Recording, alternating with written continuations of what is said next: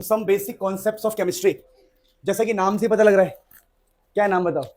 Some basic concept of chemistry. Chemistry के basic concept, यानी भाई साहब इसके बिना तो चैप्टर होना ही नहीं है। ये नहीं आता तो पूरा आपका सिलेबस, आपका कोर्स सब खराब हो जाएगा। केमिस्ट्री के कुछ बेसिक बातें, ठीक है। अब देखो ऐसे पढ़ाते हैं लोग कि बच्चों को भाई छोटी मोटी कैलकुलेशन, ये वो एटम बताओ, एलिमेंट बताओ, कंपाउंड बताओ, तो ये सब मैं नहीं करने वाला। हम 11th के लिए जो इंपॉर्टेंट है वो करने वाले हैं। यानी हम जो ये पढ़ाई कर रहे हैं 11th पर्पज से करेंगे। जो 9th 10th वाली बातें हम यहाँ पे नहीं करने वाले कि एटम क्या है। इस चैप्टर में एटम के बारे में बता रखा है, तो यहाँ पर हम सिर्फ काम की बातें करेंगे जो एग्जाम में आता है, एग्जाम के लिए इंपॉर्टेंट है और आपको आना चाहिए।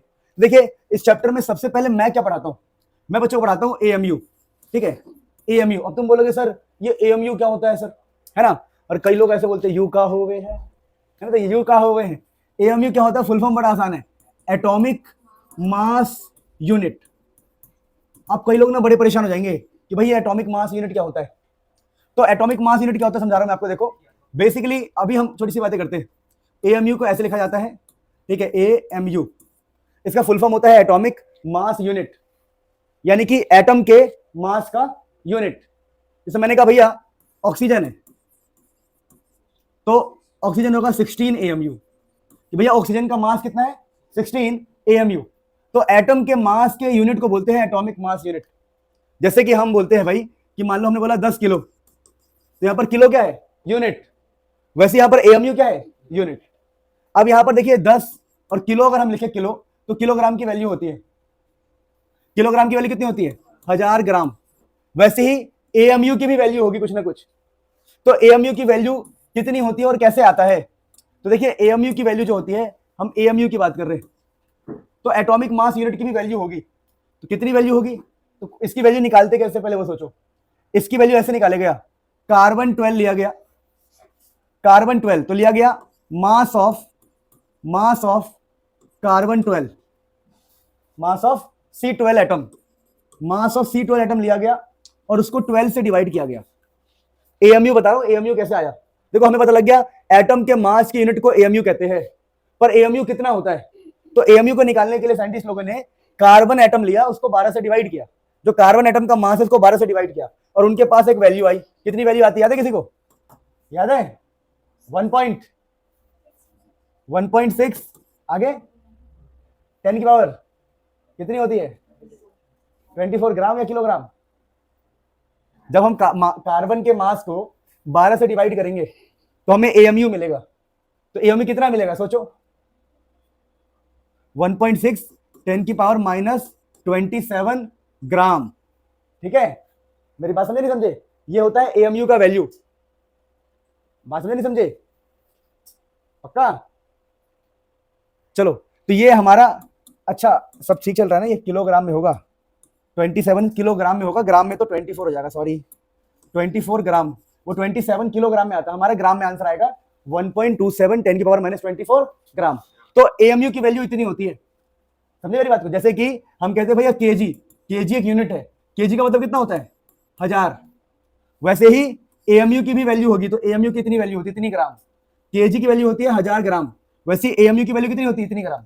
तो what is AMU, atomic mass unit. तो एटॉमिक मास यूनिट को निकालते कैसे हैं, तो it is 1/12 of mass of carbon 12 atom. तो अगर हमसे एग्जाम में डेफिनेशन लिखने को आ गया कि सर आप बताओ, अगर एग्जाम में डेफिनेशन लिखने को आया कि AMU क्या होता है, तो हम बोलेंगे it is 1/12 of mass of carbon 12 atom. जो कार्बन 12 एटम है उसके मास का 1/12 हमारा एटॉमिक मास यूनिट होता है। क्या बात समझ में आ गई। तो ये होता है हमारा AMU, और AMU का क्या क्या मतलब मैंने आपको बता दिया। एटम के मास के यूनिट को हम क्या बोलते हैं, AMU। AMU की वैल्यू निकाली कैसे गई, मास ऑफ कार्बन 12 एटम को 12 से डिवाइड करके, तो जो वैल्यू है इसको बोलते हैं हम AMU।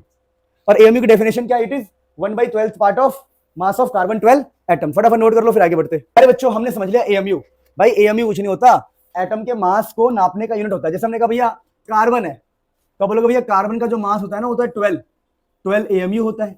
बस एक छोटी सी बात ध्यान रखनी है, ये जो AMU होता है ना, AMU ये किसी एक का मास बताता है, एक का मास। जैसे मैंने कहा भैया क्वेश्चन समझना, क्वेश्चन लिखा हुआ था H2O, और हमने कह दिया कि भैया इसका होता है 18 AMU।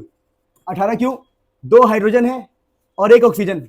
ऑक्सीजन का होता है 16, ऑक्सीजन का 16, हाइड्रोजन का 2 हाइड्रोजन है तो 2 होंगे, एक हाइड्रोजन का 1 मास होता है, 2 हाइड्रोजन का 2 होता है, ऑक्सीजन का 16 होता है। तो आंसर आया 18 AMU। तो इसका मतलब पता क्या है? इसका मतलब ये है कि ये एक H2O का मास है, एक H2O का मास है ये। समझे मेरी बात को? तो AMU आपको एक का मास बताता है। जैसे हमने कहा भैया, हमने कहा भाई कार्बन, और आंसर लिख दिया हमने 12 AMU। इसका मतलब पता है क्या है? ये एक कार्बन का मास, एक कार्बन का मास। तो आपको AMU बताता है एक पार्टिकल का मास। जैसे हमने कहा भैया देखो कहीं पर ऐसे लिखा है C6H12O6, तो यहां पर मेरे प्यारे बच्चों ये जो कार्बन है, ये जो कार्बन है एक का होता है 12, तो 6 का होगा 72, एक हाइड्रोजन का 1, 12 का होगा 12, एक ऑक्सीजन का 16। ये सब पता ना आप लोगों को? भाई बेसिक याद होना चाहिए कि हाइड्रोजन, हीलियम, लिथियम, बेरिलियम, कम से कम 20 तक आपको याद होना चाहिए किसका मास कितना होता है। तो हम कह रहे हैं ऑक्सीजन का कितना होता है 16, तो अगर 6 है तो कितना हो जाएंगे? तो इनको जोड़ोगे तो 180 आएगा। कितना आएगा? तो हम कहेंगे ये 180 है, 180 AMU। तो 180 AMU इसका, अच्छा ठीक है आ रहा हूं। तो यहां पर जो 180 आ रहा है ना, ये बता रहा है, इसको बोलते हैं हम ग्लूकोज, C6H12O6। तो ये एक ग्लूकोज का मास है, एक ग्लूकोज का मास 180 AMU। तो आप ये फील कर पा रहे हो AMU क्या बताता है? AMU हमेशा एक का मास, किसी भी एक चीज का मास। जैसे मैंने कहा आपसे, अगर हम इमेजिन करना चाहे तो हम बोलेंगे अगर कहीं पे लिखा है H2O और कहीं लिखा है भैया 2 हाइड्रोजन 2, एक ऑक्सीजन 16, तो ये जगह कितना बताओ? 18 AMU। मतलब पूरी ये एक H2O का मास है, एक छोटे से H2O का मास है बस। इमेजिन करें तो एक पार्टिकल का मास है, ये एक H2O मॉलिक्यूल का मास है। अब तुम बोलोगे ये सिखा क्यों रहे हो? क्योंकि अगर कभी केमिस्ट्री में ऐसा दिखाई दे 18 ग्राम H2O, अगर H2O के आगे किसने ऐसे लिख दिया H2O 18 ग्राम, अब देखो पहले था AMU, अब है ग्राम, तो बात अलग हो गई। AMU देखो 18 ग्राम, अब खुद फील करो 18 ग्राम, 18 ग्राम पानी, आधा गिलास पानी, आधा गिलास पानी में एक पार्टिकल, तो अरे 18 ग्राम है ना ये, 18 ग्राम बहुत ज्यादा होता है। तो 18 ग्राम तो वजन है यार, तो 18 ग्राम में एक H2O नहीं होगा। वो लिखेंगे ऐसे H2O 18 ग्राम, तुम्हें लगेगा वो एक H2O की बात कर रहा है, वो ग्राम बोल रहा है। भाई ग्राम मतलब बहुत भारी, तो एक H2O की बात। तो एक्चुअली में जब भी ग्राम लिखा हो ना ग्राम, तो ये ग्राम जो है ग्राम पता है किसके लिए होता है? 6.023 10 की पावर 23 पार्टिकल्स के लिए। तो भैया ये जो ग्राम वाली बात है वो इतने सारे पार्टिकल्स के लिए होता है, 6.023 10 की पावर 23 पार्टिकल्स, यानी कि 18 ग्राम। इसको पता है इसका शॉर्टकट में नाम होता है, आपने सुना होगा एवोगैद्रो नंबर। इसको एवोगैद्रो नंबर भी कहते हैं, ठीक है। और इसका एक और सिंबल होता है Na, इसको Na भी कहते हैं, सिंबल होता है, तो इसको एवोगैद्रो नंबर कहते हैं। यानी कि अगर कभी ग्राम लिखा हो तो आप समझेंगे कि इतने सारे पार्टिकल्स का मास है, 1 2 3 4 नहीं, इतने सारे पार्टिकल्स। यानी अगर मैं इसको अब इमेजिन करूं तो एक H2O यहां होगा, दूसरा H2O यहां, तीसरा यहां, चौथा, पांचवा, छठा, सातवां, आठवां, नौवां, 10वां, 11 12 13 14, 1 करोड़, 500 करोड़, 600 करोड़, 700 करोड़, 1 लाख करोड़, अरबों खरबों, बहुत सारे, इतने सारे पानी के मॉलिक्यूल होंगे। तो जब हमने 18 AMU बोला था तो सिर्फ एक मॉलिक्यूल था, और जब हम 18 ग्राम बोल रहे हैं तो करोड़ों अरबों खरबों मॉलिक्यूल से, इतने मॉलिक्यूल से जिसकी गिनती भी मुझे नहीं आती, तुम्हें भी नहीं आएगी। संख महासंख ऐसे हो जाती है काउंटिंग, पता आप लोगों को? सुना है? ठीक है, तो ऐसे काउंटिंग स्टार्ट हो जाएगी। ये इतना ज्यादा हो जाएगा कि तुम परेशान हो जाओगे, भाई इतने सारे पार्टिकल है। तो सोचो 18 ग्राम पानी में इतने सारे पार्टिकल होते हैं, यानी पार्टिकल कितने छोटे छोटे होते हैं? बहुत छोटे छोटे। सुना आप लोगों ने? Particles of matters are very small, तो बहुत छोटे छोटे पार्टिकल्स होंगे इतने सारे। तो AMU और ग्राम में फर्क समझ में आ गया? तो ग्राम लिखा हो तो समझ जाओ एवोगैड्रो नंबर की बात चल रही है, ठीक है। तो इसे नोट करो, बहुत इंपॉर्टेंट है ये वाली बात, बहुत ज्यादा इंपॉर्टेंट है। वैसे मैं बताऊं, लिखो लिखो अच्छे से लिखो सारी बातों को, क्या ही बताओ, समझ गए ना आप? चलिए प्यारे बच्चों, अब ध्यान देंगे कि जब हम ग्राम का कॉन्सेप्ट समझ गए तो अब ना हमें समझना होता है चैप्टर के अंदर मोल कॉन्सेप्ट। ये बड़ा इंपॉर्टेंट है मोल कॉन्सेप्ट। अब कई लोग बोलेंगे सर ये मोल का होता है ना, और कई लोग क्या बोलेंगे, यू का होवे है भैया। तो ये मोल क्या होता है?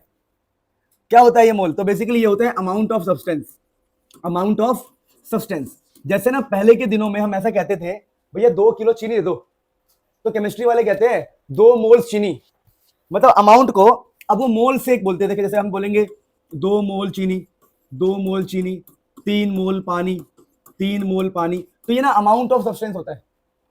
अब हमें ना मोल्स निकालना आना चाहिए कि कितना अमाउंट है। तो मोल्स निकालने के लिए हमारे पास ना अलग अलग फॉर्मूले होते हैं। तो देखिए, मोल्स का पहला फॉर्मूला होता है कि आपको क्वेश्चन में कुछ मास दिया जाएगा, मास, जो भी मास दिया होगा उसको आपको डिवाइड करना है काउंटिंग मास से। Counting mass of one molecule, बता रहा हूं, counting mass of one molecule, one particle देता हूं मैं, वन पार्टिकल सबसे बढ़िया, वन पार्टिकल, एक पार्टिकल के काउंटिंग मास से डिवाइड करना होगा तो आपको मोल्स मिल जाएंगे। फॉर एग्जांपल मैं आपको क्वेश्चन देता हूं, ये ना अमाउंट ऑफ सब्सटेंस होता है, जैसे 2 मोल चीनी, 3 मोल चीनी, मतलब अमाउंट सही है। 3 मोल चीनी का मतलब ज्यादा है, 1 मोल चीनी का मतलब कम है, 100 मोल चीनी का मतलब ज्यादा, 50 मोल चीनी का मतलब कम। तो basically mole amount of substance है केमिस्ट्री की भाषा में। मोल निकालने के कुछ तरीके हैं, आपको मास लिखना है ऊपर और नीचे डिवाइड करना है counting mass of one molecule. समझाऊंगा तभी समझ में आएगा। जैसे मैंने कहा यार मेरे पास ना 36 ग्राम पानी है, 36 ग्राम H2O, find moles, find moles, कि भाई ये कितने मोल्स होंगे। तो हमने एक दिमाग लगाया, सर ने हमें कहा था कभी भी मोल्स निकालना हो, मोल्स, तो एक मास दिया होगा ऊपर क्वेश्चन में, मास, मास दिया 36 ऊपर लिख दो, और नीचे क्या करना है, नीचे counting mass of one particle. तो H2O का एक पार्टिकल उठा लो, ये H2O है एक, अब इसको काउंट कर लो, तो इसमें कितना है 2, और ऑक्सीजन कितना है 16, तो 16 प्लस 2 कितना हो गया 18। क्या बात है, तो आंसर कितना आ गया। तो ऐसे हम मोल्स निकालते हैं। तो मोल्स निकालने के अलग अलग फॉर्मूले, मोल्स का एक और फॉर्मूला है, देखो। सो प्यारे बच्चों, आपको मैं बता दूं एक छोटी सी गलतफहमी, वो ये है कि अगर हम ये लिखते हैं मोल्स का फॉर्मूला, ध्यान देना, अगर हम ये लिखते हैं कि भाई जो मोल्स का फॉर्मूला है वो मास अपॉन में, ये लिख रहा था ना मैं, counting mass of one particle, तो देखिए इससे ये रियल कॉन्सेप्ट नहीं है। रियल कॉन्सेप्ट जो है मोल्स का वो ये है, मास, जो भी मास गिवन होगा अपॉन में मॉलिक्यूलर मास। बट ये ऐसा मैं इसलिए लिख रहा हूं ना ताकि आप रिलेट कर पाओ। और यहां पर वन पार्टिकल से मेरा बिल्कुल भी मतलब नहीं है कि सिर्फ एक पार्टिकल होगा। वन पार्टिकल से मेरा मतलब यह है कि लिखते वक्त एक, जैसे हमने H2O लिखा तो लिखते वक्त एक का मास। जैसे क्वेश्चन देता हूं मैं, क्वेश्चन मैंने कहा भाई 36 ग्राम H2O में कितने मोल्स, इस बात को समझो। तो मोल्स निकालने का फॉर्मूला आपको बताऊं मैं, तो बहुत ही सिंपल है, कुछ नहीं करना, ऊपर जो भी मास दिया हो लिख दो 36, और नीचे जो मेरा मतलब है मॉलिक्यूलर मास लिखना है, कि H2O है ना तो इसका मॉलिक्यूलर मास लिखना है। लेकिन मैं इसको प्यार से ऐसा बोलता हूं, counting mass of one particle. देखो एक पार्टिकल का मास इस सेंस में कि ये एक पार्टिकल है, इसका मास काउंट करना है हमें, पर रियल में ये अलग चीज होता है, ठीक है ना। तो सिंपल ये ट्रिक है, इससे हम नहीं जाएंगे, this is not true concept. True concept तो यही होता है, मोलर मास या फिर मॉलिक्यूलर मास। ये बस ट्रिक है, मास अपन में counting mass of one particle. अब वन पार्टिकल का यहाँ पर जैसे हमारा 36 है और H2O में एक का मास काउंट करोगे तो पता कितना आएगा, ये 2 होगा, और ऑक्सीजन का 16, 16 2 18। मेरा ये मतलब है एक पार्टिकल से कि लिखा हुआ एक पार्टिकल, जैसे हमने कहा भैया 36 ग्राम H2O में कितने मोल्स, तो 36 ऊपर लिखा, और एक पार्टिकल का मास हमने काउंट कर लिया, काउंटिंग मास ऑफ एक पार्टिकल, मेरा ये मतलब है प्लीज। लेकिन रियल में ये मॉलिक्यूलर मास होता है, मोलर मास होता है, 1 मोल का मास होता है, ठीक है, रियल बात अलग है। तो ये ट्रिक है सिर्फ, और कुछ भी नहीं है। तो कभी भी मैं रफली ऐसा वर्ड यूज कर लूं तो आप गलत फहमी मत आना प्लीज, इसे नोट कर लो, फिर हम आगे बढ़ते हैं। मोल्स का एक और फॉर्मूला है, क्या फॉर्मूला है, आपको ऊपर लिखना है नंबर ऑफ पार्टिकल, जो भी नंबर ऑफ पार्टिकल दिया हो, number of particle, molecule, atom, ion, जो मर्जी जितने भी पार्टिकल है ऊपर लिख दो, और नीचे डिवाइड कर दो 6.023 10 की पावर 23 से। शॉर्टकट में बोले तो हमने मोल्स का एक फॉर्मूला बनाया जो ये कहता है ऊपर लिखो नंबर ऑफ पार्टिकल और नीचे लिख दो एवोगैड्रो नंबर। बताया था मैंने आपको, Na बोलते हैं इसको, this is called Na, Avogadro number. ऊपर है नंबर ऑफ पार्टिकल, नीचे एवोगैड्रो नंबर। जैसे क्वेश्चन के तौर पे मुझसे किसी ने कहा यार दोस्त मेरे पास कुछ इतना बड़ा है, 12 इंटू 10 की पावर 23 मॉलिक्यूल्स ऑफ, मान लो कुछ बोल दो मैंने ग्लूकोज, यार ग्लूकोज के इतने सारे मॉलिक्यूल्स, इतने सारे पार्टिकल्स है मेरे पास, फाइंड मोल्स, कितने मोल्स हम बोलेंगे इसको।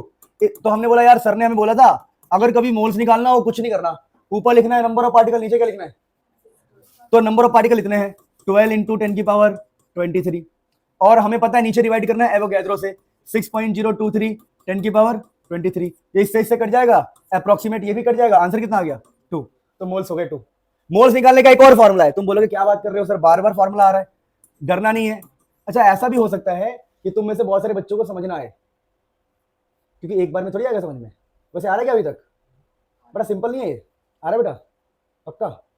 मोल्स मतलब, अभी और बातें करते, चलो एक काम करो, लिख लो, लिख लिख के पढ़ेंगे तो आ जाएगा, है ना। अब लिख लो, अमाउंट ऑफ सब्सटेंस को मोल कहते हैं। हम पढ़ रहे हैं मोल कॉन्सेप्ट, ठीक है। और मोल कॉन्सेप्ट में मोल्स का फॉर्मूला होता है अलग अलग। तो पहला फॉर्मूला हमारे पास है मोल्स का ये वाला, फिर दूसरा तीसरा हम पढ़ेंगे, हो जाएगा हमारा। देखो बेटा प्यारे बच्चों, जब मोल्स के हम दो फॉर्मूले सीख चुके हैं, तीसरा होता है मोल्स का ये फॉर्मूला कि भाई कहीं पर भी कोई वॉल्यूम दिखाई दे, उस वॉल्यूम को 22.4 से डिवाइड कर दो। और ये ना गैस के लिए होता है जनरली, हाँ हमेशा गैस के लिए यूज करना ये वाला फॉर्मूला। गैस के लिए मोल्स का फॉर्मूला होता है जो वॉल्यूम दिया है उसको एक फिक्स नंबर से डिवाइड करो। ये जो फिक्स नंबर इसको बोलते हैं 22.4।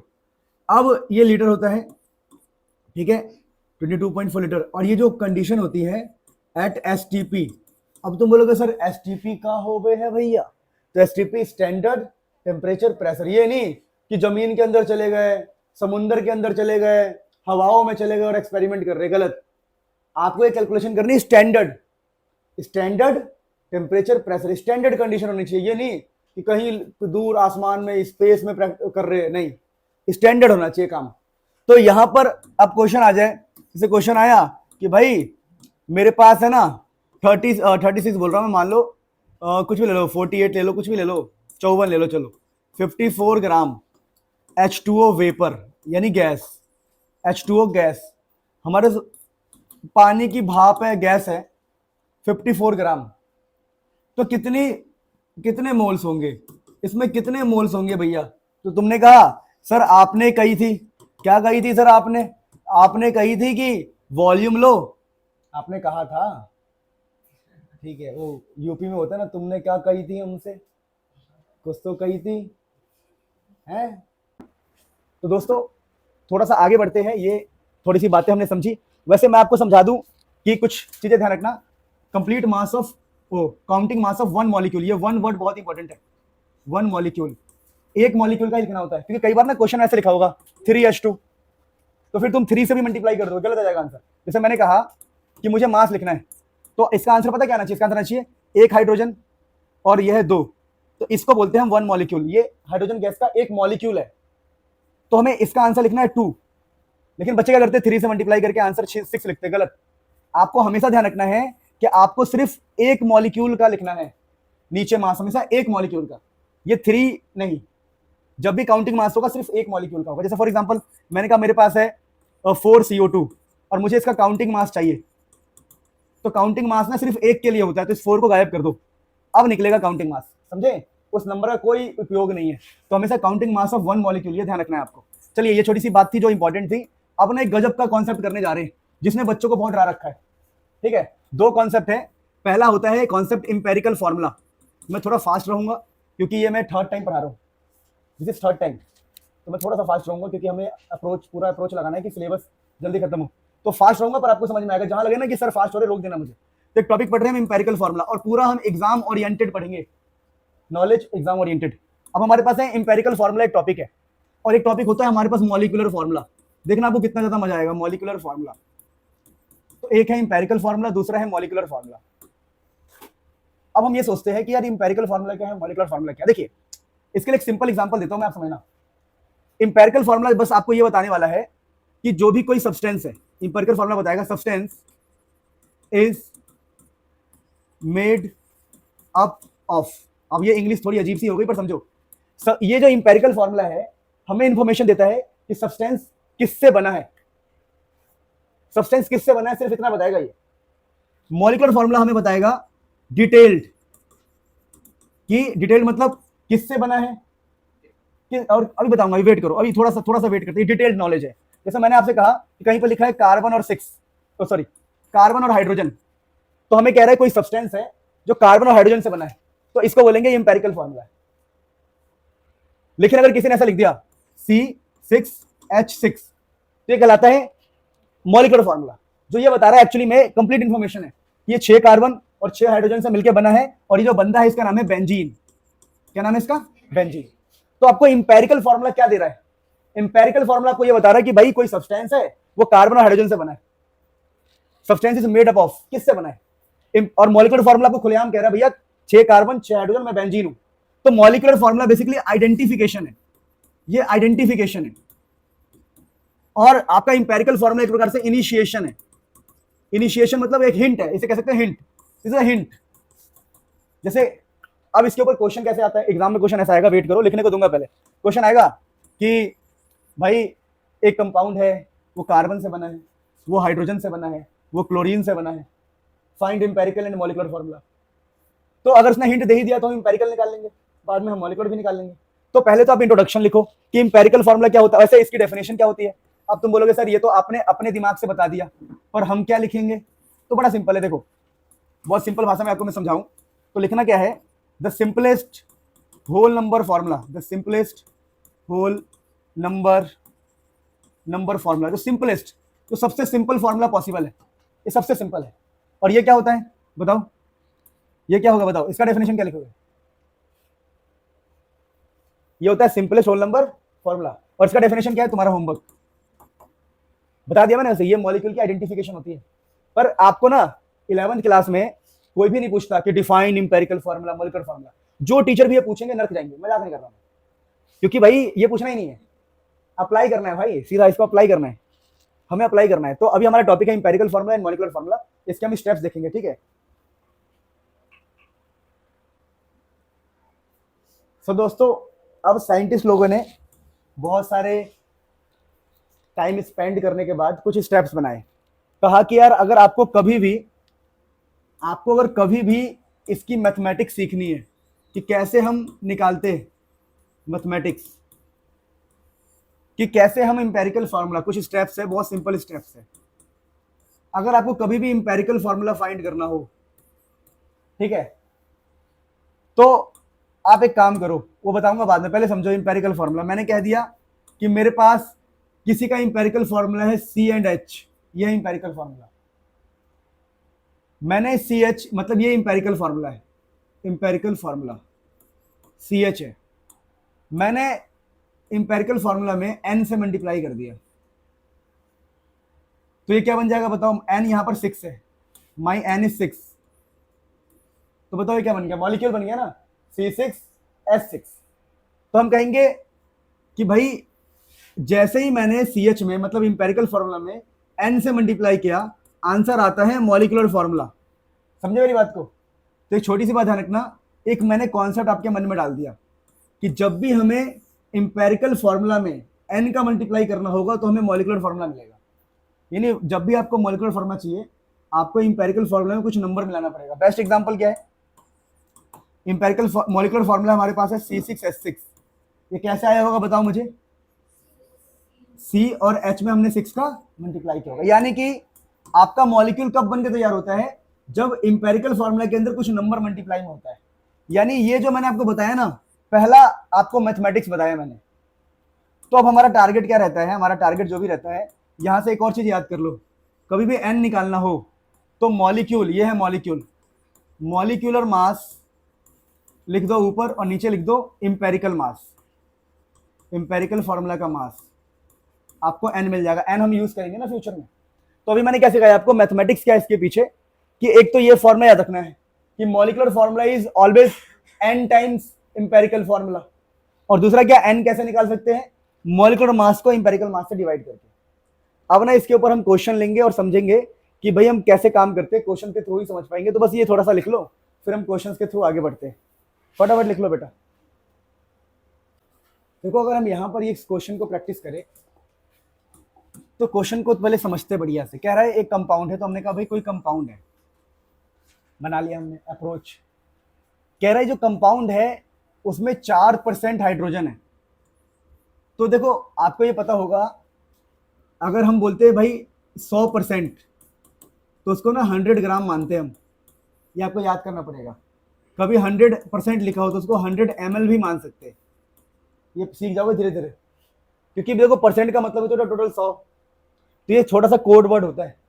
तो अगर ये इसने बोला है ना कि 4% हाइड्रोजन है, तो आप इसको 4 ग्राम मान लेंगे। वैसे 71% क्लोरीन है, तो 7 ग्राम मान लोगे। तो ये हाइड्रोजन की इंफॉर्मेशन है और ये है क्लोरीन की इंफॉर्मेशन। और कार्बन की कितनी है? कार्बन की है 20 नहीं 24 ग्राम कार्बन है। ठीक से पढ़ो इंग्लिश। कह रहा है एक सब्सटेंस है जिसमें 4 ग्राम हाइड्रोजन है और 24 ग्राम कार्बन है और 71 ग्राम क्लोरीन है।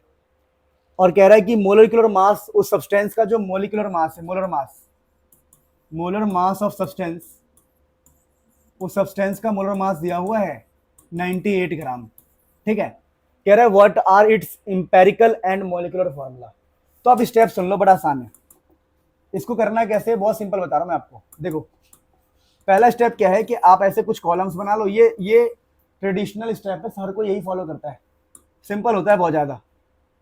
आपको कुछ नहीं करना, आपको यहाँ पे लिखना है सीरियल नंबर जो भी है, छोड़ो। एक हमने लिया है हाइड्रोजन, एक लिया हमने कार्बन, एक लिया हमने क्लोरीन, लिख दिया तीनों। यहां पर आपको निकालने हैं इनके मोल्स। आप तो बोलोगे मोल्स कैसे नहीं? देखो जब भी आप मोल्स निकालोगे ना, तो मोल्स निकालते वक्त आपको ये सब याद होना चाहिए, किसका मास कितना है। बहुत बेसिक बता रहा हूँ, ये याद कर लो। हाइड्रोजन का 1 होता है, कार्बन का 12, नाइट्रोजन का 14, फिर इसका 16, सोडियम का 23.5, क्लोरीन का इतना इतना इतना। क्योंकि जब हम ये पढ़ रहे हैं ना, जब हम ये टॉपिक पढ़ रहे हैं इंपेरिकल फार्मूला या मॉलिक्यूलर फार्मूला फाइंड करने का, तो सबसे पहला स्टेप है कि जो भी एलिमेंट्स दिया है उसके अंदर उसको ऐसे लिख दो। फिर अगला स्टेप है सबके आपको मोल्स निकालना पड़ेगा। तो मान लो मैं हाइड्रोजन का मोल्स निकालूं, तो हाइड्रोजन का कितना मास है बताओ? हाइड्रोजन का मास है 4। मोल्स कैसे निकालते हैं? मोल्स मास अपॉन में काउंटिंग मास, और हाइड्रोजन का काउंटिंग मास होता है 1। कार्बन का कितना मास है मुझे बताओ? कार्बन का है गिवन मास 24 जितना दिया हुआ है क्वेश्चन में, और काउंटिंग मास कितना होगा 12। और क्लोरीन का कितना होगा? क्लोरीन का क्वेश्चन में गिवन है 71 और 35.5। यानी कि जब भी हमें इंपेरिकल या मॉलिक्यूलर फार्मूला निकालना होगा, पहला स्टेप है उस सब्सटेंस में जो एलिमेंट्स उसको लिख दो, उनके मास लिख दो, फिर हम मोल्स निकाल लेंगे। मोल्स निकालने के बाद ये कट के आंसर आएगा कितना? 4 आएगा, ये आएगा आपका 2 और ये आएगा आपका 2। अब करके देखना है, अप्रोक्सीमेट आंसर आएगा 422। लेकिन ये जो 422 है, अगर आपको याद हो इंपेरिकल के लिए मैंने डेफिनेशन लिखवाया था सिंपलेस्ट होल नंबर। तो ये होल नंबर तो है पर सिंपल नहीं है। तो अगला स्टेप क्या होता है? डिवाइड करना। किससे किसको डिवाइड करना है? सबसे छोटे नंबर को सबसे डिवाइड करना। तो जैसे 4 है, तो इनमें सबसे छोटा क्या है? 2। तो 2 से इसको भी डिवाइड करूंगा, 2 से 2 को भी करूंगा, 2 से 2, यानी सबके नीचे सबसे छोटा नंबर लाना है। स्मॉलेस्ट नंबर सबके नीचे लाओगे तो आपको चांसेस क्या है कि देखो मुझे मिल गया 2, यहाँ मिल गया 1, यहाँ मिल गया 1। Now I am having smallest whole number. तो डिवीजन मल्टीप्लीकेशन जो मर्जी करो, आपको सिंपलेस्ट होल नंबर में कन्वर्ट करना है। वंस अगर जैसे आपका सिंपलेस्ट होल नंबर आ गया ना, तो आपके हाथ में आ गया इंपेरिकल फॉर्मूला। तो आपका आ गया इंपेरिकल फॉर्मूला। कितना आ गया बताओ? कि H2C1Cl1। तो ये बता रहा है H2C1Cl1। ये आपका इंपेरिकल फॉर्मूला है, सिंपलेस्ट होल नंबर फॉर्मूला, जिससे कुछ नहीं पता चल रहा है कौन सा मॉलिक्यूल है, कुछ पता नहीं चल रहा। ठीक है, ये कोई मॉलिक्यूल है पता भी नहीं चल रहा। अब हमें निकालना क्या है? Molecular formula. अब मॉलिक्यूलर फॉर्मूला कब निकलेगा बताओ? जब इंपेरिकल फॉर्मूला में हम किसी n का मल्टीप्लाई करेंगे। अब n क्या होता है ये समझो। n कैसे निकालते हैं किसी को? इंपेरिकल, हाँ, इंपेरिकल मास अपन में मॉलिक्यूलर मास, ऐसा था क्या? नहीं, मॉलिक्यूलर मास अपन में इंपेरिकल मास।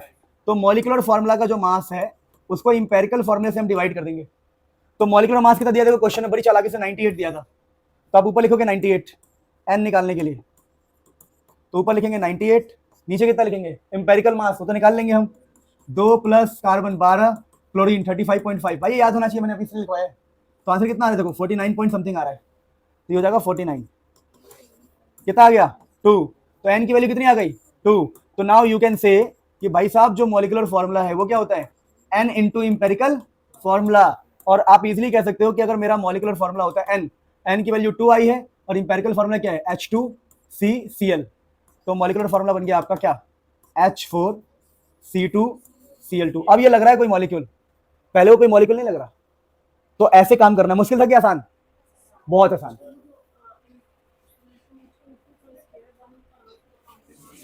किसका? हाँ तो नहीं, 2 हाइड्रोजन ना बेटा ये। नहीं, जैसे अगर ये बना बनाया है, काउंटिंग मास देखो आपको ना यहाँ पे लिखा है 2H, तो आपको दोनों को ही काउंट करना पड़ेगा। लेकिन अगर समझे, हाँ 1 + 1 2, 1 + 1 2 है ये। हाँ फिर 24 लिखते हैं। ठीक है, काउंटिंग मास का मतलब है कि सबको काउंट कर लेना। और ये मॉलिक्यूल कितना है, देखो ये मॉलिक्यूल एक ही तो है, ये पूरा एक है, एक का हमने काउंट कर लिया, एक मॉलिक्यूल का काउंटिंग मास। बेटा तुम्हें आ गए, पढ़ रखा तुमने ये? ठीक, तरीका थोड़ा अलग है ये शायद, ये बहुत इजी तरीका है, कर लो इसे।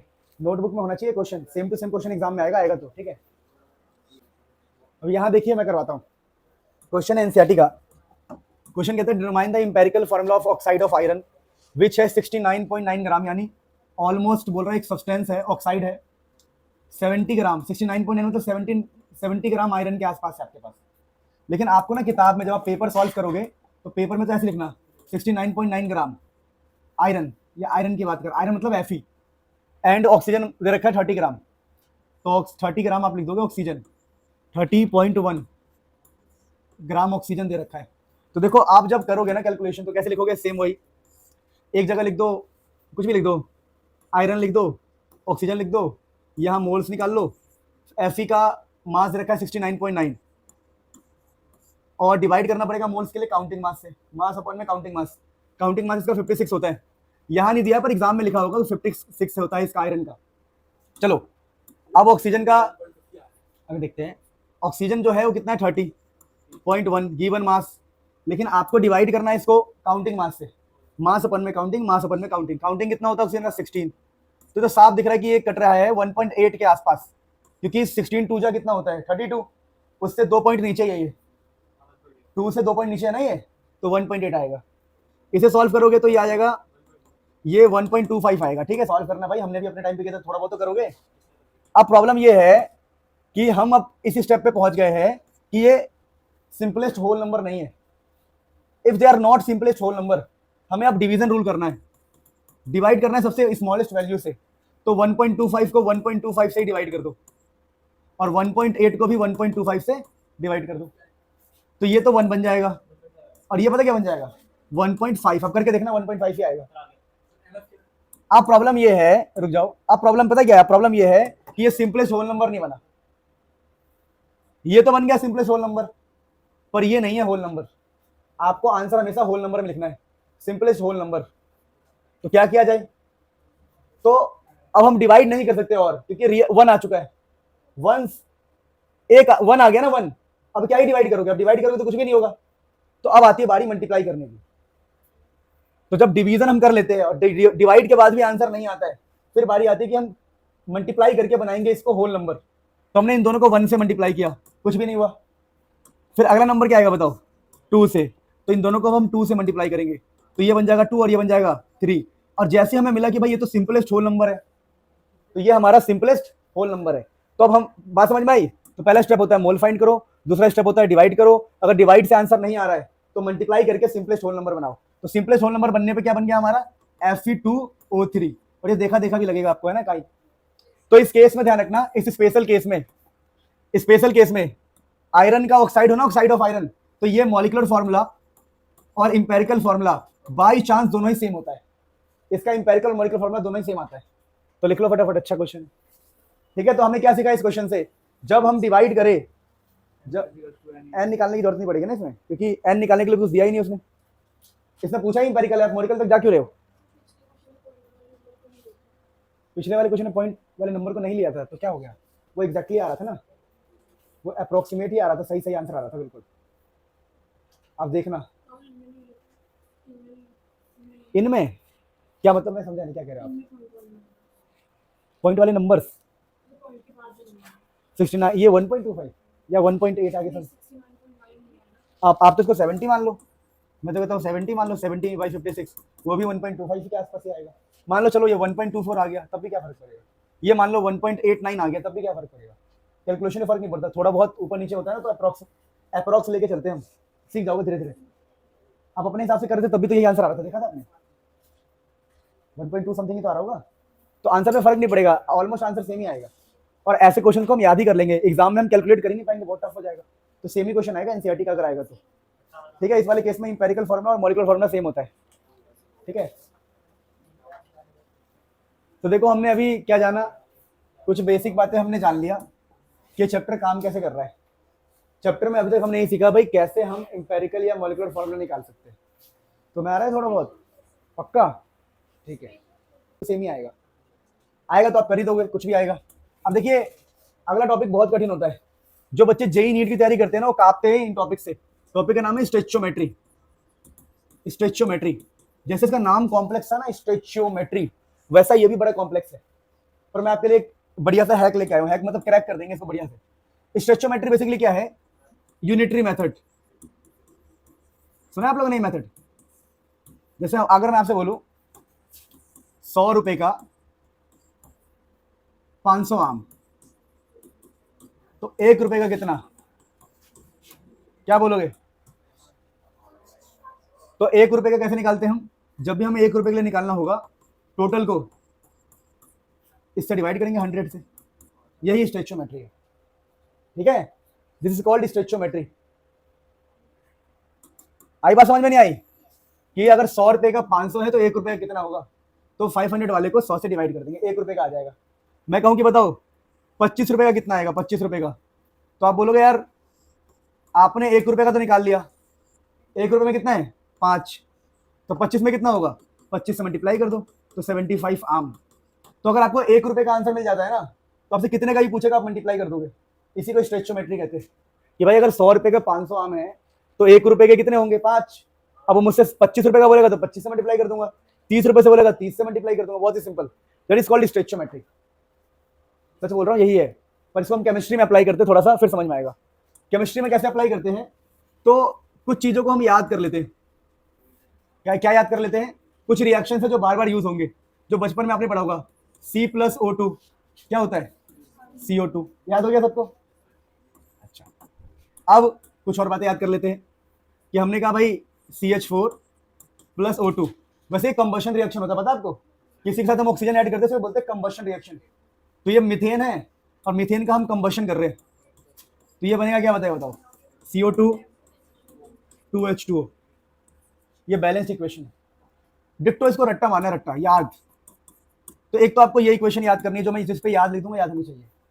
अच्छा, इस इक्वेशन में कुछ खास बातें हैं जो पता होना चाहिए आप लोगों को। कार्बन के पीछे 1 लिखा हुआ है, ऑक्सीजन के पीछे 2 लिखा हुआ है, इस कार्बन के पीछे 1 लिखा है, यहाँ 2 लिखा है। तो मैं आपको थोड़ी बातें सिखा दूं। ये जो 1 है ना, 1 ये मोल होता है, तो इसको हम रीड करेंगे 1 मोल, 1 मोल CH4, 1 मोल CH4 हम पढ़ेंगे इसको। इसको आप कैसे रीड करते हैं, इसको बोलते हैं हम 2 मोल डाई ऑक्सीजन, यानी O2, 2 मोल O2, O2 2 मोल है, और यहां बोलते हैं 1 मोल CO2, और यहां हम इसको पढ़ते हैं 2 मोल H2 पानी। वही, अब देखो ये बातें आपको याद रखनी पड़ेगी। तो ये एक बैलेंस इक्वेशन है, और स्टोइचियोमेट्री हम बाद में पढ़ेंगे, पहले बैलेंस इक्वेशन समझो। कुछ और बातें याद करनी पड़ेगी आपको, क्या कि अगर आप ठीक से देखोगे इसका काउंटिंग मास कितना है, काउंटिंग मास 16 ग्राम,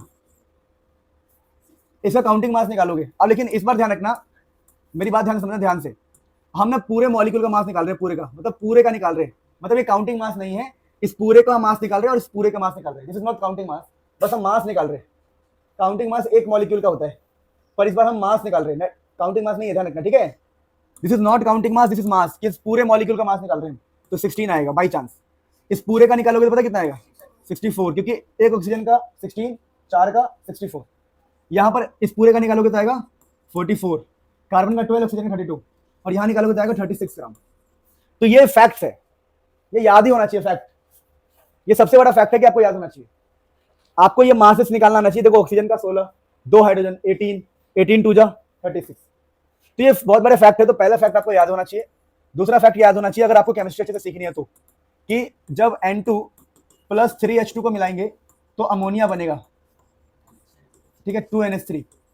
अब इसको बोलते हैं अमोनिया। ये बेटा याद होना चाहिए, क्योंकि फिर आपको जीना हराम कर देगा आगे, ठीक है ना। अब यहाँ पर ये होता है 1 मोल, ये होता है 3 मोल, और ये होता है 2 मोल। मास कितना होगा 28 ग्राम, 6 ग्राम, और कितना हो गया 34। तो आपको अगर ये सारे फैक्ट्स याद है तो आप कोई भी क्वेश्चन स्टोइचियोमेट्री का इजीली कर दोगे। इसे नोट कर लो, फिर मैं कुछ क्वेश्चन कराता हूँ, नोट कर लो फिर क्वेश्चन कराता हूँ कुछ। इसको बोलते हैं स्टोइचियोमेट्री, पहले ये लिख लेना, पहले लिखना स्टोइचियोमेट्री। इसमें यूनिटरी मेथड लगाते हैं। यूनिटरी मतलब एक में कितना है तो बाकी में हम ऑटोमेटिक निकाल सकते हैं। तो स्टोइचियोमेट्री लिखो, बहुत इंपॉर्टेंट है ये। देखो इस क्वेश्चन का अप्रोच क्या रहेगा, सबसे पहले तो आप वो लिखोगे जो आपको याद कराया गया है मीथेन के लिए, एक अमोनिया और मीथेन दो के लिए याद करवाया गया। मीथेन का क्वेश्चन है CH4 2O2 2H2O CO2।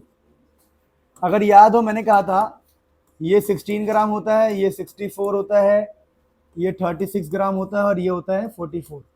By chance इसे कहते हैं मुंह में लड्डू। बिल्कुल बिल्कुल इजी क्वेश्चन आ गया कि अगर CH4 ओके, अगर CH4 16 है तो H2O कितना होगा 36।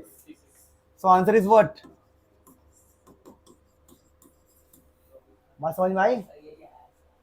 ये है ना। चलो अगला क्वेश्चन करते हैं। अरे बहुत इजी था, हो गया, क्या करूं अब मैं, हो गया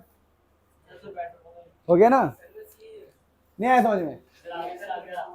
कह रहा भैया 16 ग्राम CH4 लोगे तो कितना H2O होगा, 36 होगा। नहीं समझ में आया, 36 होगा। So very easy. देखो ये क्वेश्चन बहुत ज़्यादा smooth question from the NCERT। Question तो हमें पता है यार, CH4 2O2 CO2 2H2O 36 ग्राम 44 ग्राम 64 ग्राम 16 ग्राम। क्वेश्चन कह रहा है, अब आपको ये भी पता है इसके 1 मोल है, इसके ये 2 मोल है, बताया था मैंने पढ़ते ऐसे। हम इसको कहते हैं 1 मोल, इसे कहते हैं 2 मोल, 1 मोल 2 मोल। अब क्वेश्चन कह रहा है कि भाई साहब अगर ये 22 ग्राम हो जाए, कह रहा है ये आधा हो जाए, आधा, ये 22 ग्राम हो जाए तो इसे कितने मोल लगेंगे। तो अभी कितने मोल्स है, अब कितने मोल्स लगेंगे, ये भी 1/2। लॉजिक हो ना, लॉजिक। कह रहा है वो 44 ग्राम से 22 हो जाए, यानी इसका अमाउंट आधा हो जाए, तो मोल्स भी कितना हो जाएगा, आधा। आधा मतलब 0.5। हाँ ग्राम में तो 8 ग्राम हो जाएगा। देखो एक तो लॉजिक ऐसा हो गया, एक तो ये हो गया कि भाई अगर 16 है तो 8 हो जाएगा, और इसका हमें मोल्स निकालना है। मोल्स निकाल लो, मोल्स कैसे निकालोगे, मास अपॉन में काउंटिंग मास। 8 बाई काउंटिंग मास कितना है 16, 12 4 16 काउंटिंग मास 1/2 ही तो आ रहा है। या तो आप मोल्स खुद निकाल लो। अरे यार कितना लॉजिक है, उसने पूछा है कि अगर 22 ग्राम CO2 हो जाएगा तो CH4 के कितने moles, how many moles of methane, methane मतलब CH4। तो हमने कहा भैया ये 44 से 22 करोगे तो इसका मोल्स, इसका मास 16 से कितना हो जाएगा 8, और मोल्स की बात कर रहा है ना वो, तो मोल्स आपका 1 से कितना हो जाएगा, मोल्स 1/2, 1/2 मोल्स हो जाएगा। समझ में नहीं आया, वेरी सिंपल है। तो आंसर इसका 1/2 मोल्स। और नंबर ऑफ मोल्स आप निकाल भी सकते हो, कैसे, लॉजिक से। नंबर ऑफ मोल्स कैसे निकालेंगे, हम बोलेंगे अगर ये 44 से 22 हुआ तो ये 16 से कितना हो जाएगा 8, और 8 का मोल्स कैसे निकालोगे, मास अपॉन में काउंटिंग मास। तो CH4 का मास 16 होता है, तब भी आंसर 1/2 ही आएगा। जैसे मर्जी कर लो आप, लॉजिक से कर लो, फॉर्मूले से कर लो, जैसे भी कर लो, बस क्वेश्चन को समझो। क्वेश्चन क्या रहा है, क्वेश्चन कह रहा है how many moles of methane, methane के कितने मोल्स चाहिए ताकि ये 22 ग्राम हो जाए। अगर ये 44 होता है तो ये 16 होता है, अगर ये आधा होगा तो ये भी आधा हो जाएगा। आया, लॉजिक से समझ में आया। देखो ये सब घर पे प्रैक्टिस भी करना।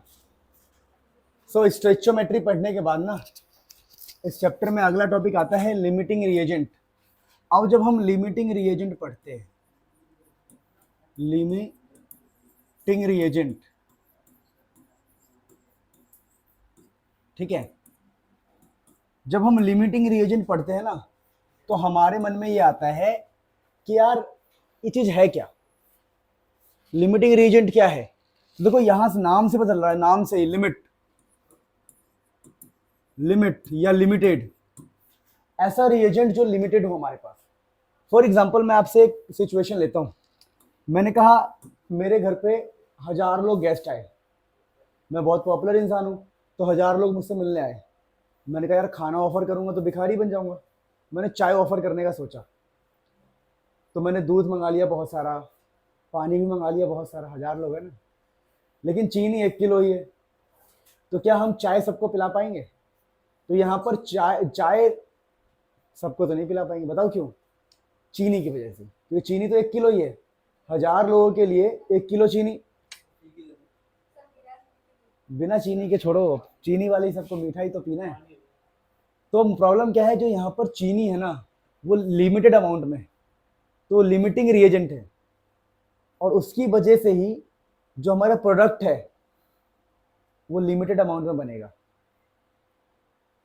प्रोडक्ट पर बाउंड्री लग गई, अब आप प्रोडक्ट को बना नहीं सकते ज़्यादा, ये चीनी कम पड़ गया। तो लिमिटिंग रिएजेंट क्या होता है? तो limiting reagent is those reagent, ऐसा reagent which get consumed first, जो पहले क्या हो जाए, पहले ही खत्म हो जाए, पहले ही कंज्यूम हो जाए। समझे? तो फटाफट हम डेफिनेशन लिखते हैं, फिर आगे बढ़ेंगे इसके ऊपर, है ना। फटाफट डेफिनेशन लिखते हैं, आप भी लिखो मेरे साथ। तो बहुत आम भाषा में बात करें तो भाई लिमिटिंग रिएजेंट वो होता है the reagent which get consumed first, जो पहले ही कंज्यूम हो जाए, and limit the amount of product, जो भी प्रोडक्ट का अमाउंट है, मतलब समझे, प्रोडक्ट जो बनेगा उस पर भी लिमिटेशन लगा दे। लिमिट्स मतलब लिमिटेशन लगाना। अब मेरा प्रोडक्ट नहीं बन पा रहा, यानी प्रोडक्ट किसके अकॉर्डिंग बनता है, नोट कर लेना, न्यूमेरिकल में काम आएगा।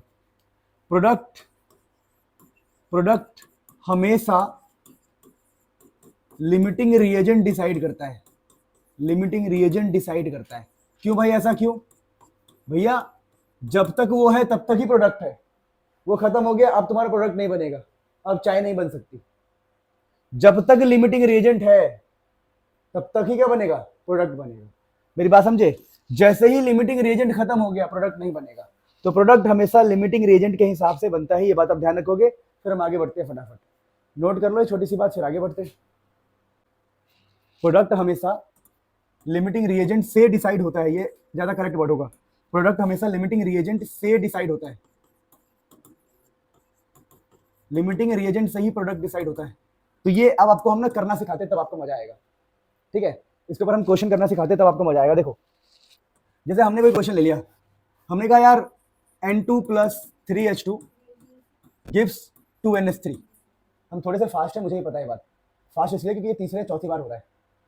ठीक है, तो अब इतनी बार जब हो गया है तो हमें सिलेबस को जल्दी जल्दी कवर करने के लिए हल्का सा फास्ट होना पड़ता है। और ऐसा नहीं कि तुम्हें समझ नहीं आ रहा है, सारी बातें समझ में आ रही है।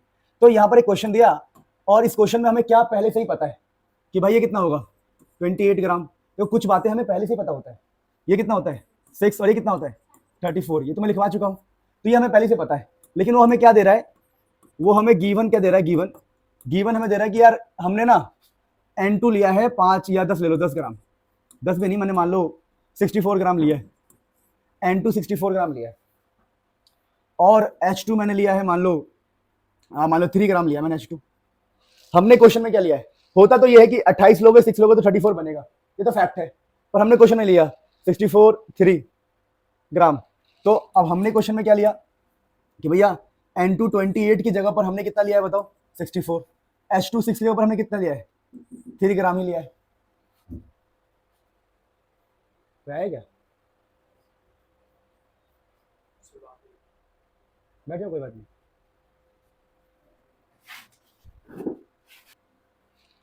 तो अभी ना जो मैं पढ़ा रहा हूं उसका नाम है लिमिटिंग रिएजेंट। लिमिटिंग रिएजेंट कौन होता है? देखो, जैसे हमने रिएजेंट्स है, ये रिएजेंट्स, तो लिमिटिंग रिएजेंट होता है जो कम पड़ जाए, जो कम अमाउंट में होता है, कम अमाउंट में। ठीक है ना, तो हमें ढूंढना है कि लिमिटिंग रिएजेंट कौन है, अभी बता दूंगा बढ़िया से। तो देखो, अब क्वेश्चन में क्या गिवन होगा आपको कि जो हमें फैक्ट्स पता है वो तो हमें पता ही है, पर क्वेश्चन में गिवन होगा कि भाई 64 है, 3 है, और बोलेगा बताओ कौन कम पड़ गया, ऐसे क्वेश्चन निकालने को आएगा।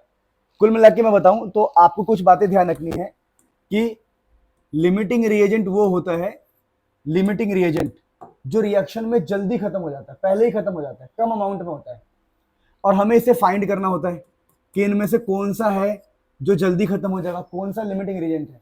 तो फाइंड करने के बहुत सिंपल स्टेप बता रहा हूं। सबसे पहला स्टेप है कि आपको ना मोल्स फाइंड करने हैं। आपको अमाउंट्स दिए होंगे, amounts by from given amount, given amount, जो भी अमाउंट दिया होगा उससे आपको मोल्स फाइंड करने हैं। और जब आप मोल्स फाइंड कर लोगे तो आपको मोल्स को कोएफिशिएंट से डिवाइड करना है। जब आप मोल्स को कोएफिशिएंट से डिवाइड करोगे ना, तो ध्यान रखना, जो भी लेस नंबर आएगा, लेस नंबर, जिसका भी लेस नंबर आएगा वही आपका लिमिटिंग रिएजेंट होगा। अभी इसको अप्लाई करेंगे तो समझ में आएगा। स्टेप बहुत सिंपल है, ध्यान दो। पहला स्टेप है, हमें यह पता लगाना है कि एक रिएक्शन हो रहा है, उस रिएक्शन में पहले कौन कंज्यूम हो जाएगा, पहले कौन खत्म हो जाएगा। वेरी सिंपल स्टेप, आप मोल्स फाइंड करेंगे, मोल्स फाइंड करने के बाद मोल्स को कोफिशिएंट से डिवाइड करेंगे। अब ये कोफिशिएंट क्या होता है, मोल्स कैसे फाइंड करेंगे, हम क्वेश्चंस के थ्रू ही समझ पाएंगे। अब मैं आपको छोटी सी बात बता रहा हूँ, सुनो। जिनको नहीं पता मोल्स कैसे फाइंड करते हैं, 9th-10th में था ये, मैं थोड़ा सा यहाँ पर बता रहा हूँ कि मोल्स के हमारे पास अलग अलग फॉर्मूले होते हैं। देखो, पहला होता है मोल्स का ये फॉर्मूला कि क्वेश्चन में आपको मास दिया होगा, उस मास को आपको डिवाइड करना है काउंटिंग मास से। काउंटिंग मास अभी बता दूंगा क्वेश्चन में, counting mass of one molecule, one molecule, तो आपको मोल्स मिल जाएगा। दूसरा आपके पास मोल्स का फॉर्मूला क्या होता है, जो हम कभी भी यूज कर सकते हैं, ऊपर नंबर ऑफ पार्टिकल, ऊपर आपको लिखना है नंबर ऑफ पार्टिकल और नीचे लिखना है फिक्स नंबर 6.023 10 की पावर 23। तो ये मोल्स के दो फॉर्मूले हैं, क्योंकि आपको अगर लिमिटिंग रिएजेंट चाहिए तो आपको मोल्स चाहिए, और मोल्स एक बार निकाल लोगे तो कोफिशिएंट से डिवाइड करना है, और कोफिशिएंट क्या होता है वो हम बात की बात करेंगे। तो लिमिटिंग रिएजेंट हमें फाइंड करने के लिए आएगा, और ये फाइंड करने के स्टेप्स हमारे पास ये रहे, और ये कुछ फॉर्मूला है। अब इसको अप्लाई करते हैं क्वेश्चन के अंदर, ठीक है। इसे नोट डाउन करो 1 मिनट में। अब देखो दोस्तों, इसको हम ना पहले एक सिंपल, मैं अपने हिसाब से क्वेश्चन दे रहा हूँ, उसमें अप्लाई करते हैं। मान लो किसी ने बोला कि हमारे पास N2 है, 3H2 है और कहीं पर NH3 है, और हमसे क्वेश्चन में क्या कहता है वो कि हमने ना ये N2 लिया है 64 ग्राम और H2 लिया है हमने मान लो 2 ग्राम ही ले लिया हमने, मान लो, मेरी बात समझ पा रहे हो, 2 ग्राम ही हमने वो ले लिया। तो हमसे बोलता है कि यार आप बताओ इनमें लिमिटिंग रिएजेंट कौन है, मतलब कौन है जो रिएक्शन में तुरंत खत्म हो जाएगा। ऐसे देख के नहीं बोलेंगे ये 64 ये 2 है तो हमने देख के बोल दिया भाई ये कम है, ऐसे नहीं करना होता है, इसके कुछ तरीके हैं। तो हम कहते हैं यार हमें अगर लिमिटिंग रिएजेंट फाइंड करना है तो सर ने कहा था कि पहला स्टेप है मोल्स फाइंड करना। अब मैं मोल्स के हमारे पास 2 फॉर्मूले हैं, पहला फॉर्मूला है आपका ये वाला मास अपन में काउंटिंग मास, दूसरा है नंबर ऑफ पार्टिकल। तो यहाँ पर पार्टिकल तो दिया नहीं है, उसने दिया तो मास ही है, तो आप मोल्स का कौन सा फॉर्मूला लगाओगे, तो वी आर यूजिंग मोल्स का ये वाला फॉर्मूला, मास अपॉन में काउंटिंग मास। अब ये काउंटिंग मास एक्चुअली में मैं बता दूंगा आपको कभी कि काउंटिंग मास को मोलर मास कहते हैं, चलो बात की बात हो। तो अब ये काउंटिंग मास हम निकालेंगे कैसे, तो हमने कहा यार देखो मास तो 64 है, पहले वाले का मोल्स निकाल लूंगा, पहले वाले का यहाँ मैं मोल्स लिखूंगा, तो मोल्स तो इसके 64 है। अब काउंटिंग मास मुझे निकालना है counting mass of one molecule, देखा था आप लोगों ने क्या लिखा हुआ था, तो ये नाइट्रोजन तो N2 गैस तो यहाँ पर 1 ही है, पूरा N2 तो एक ही है ना, 2 N2 थोड़ी है। तो यहाँ पर कितना आएगा बताओ, 28, नहीं समझे, अरे एक नाइट्रोजन का 14 होता है, काउंटिंग मास नहीं समझ पा रहे आप, काउंट करना, तो एक नाइट्रोजन का 14 होता है, तो 2 के लिए कितना हो जाएगा 28, तो इसके मोल्स आ गए 2। अब इसके मोल्स निकालते हैं, तो मोल्स का फॉर्मूला है मास अपॉन में काउंटिंग मास, तो कितना मास इसका बताओ, इसका मास है 2। अब इस 2 को हमें किससे डिवाइड करना पड़ेगा, काउंटिंग मास, तो काउंटिंग मास हम डिवाइड करते हैं, पर हमें सिर्फ एक मॉलिक्यूल लेना है, इस 3 को नेग्लेक्ट करना है आपको, क्योंकि देखो मैंने आपको अगर आप ठीक से ध्यान दोगे तो मैंने ये पढ़ाया था मास अपॉन में counting mass of one molecule, आपको एक मॉलिक्यूल की बातें करनी है, तो यहां पर आपको एक ही H2 उठाना है बस, मेरी बात समझे। वैसे एक मॉलिक्यूल में गलत बोल रहा हूं, एक मोल बोलना चाहिए, ठीक है ना, काउंटिंग मास ऑफ 1 मोल, मतलब यहां पर 1 होना चाहिए, मेरी बात समझे, यहाँ 3 नहीं होना चाहिए, क्या होना चाहिए यहाँ पर 1।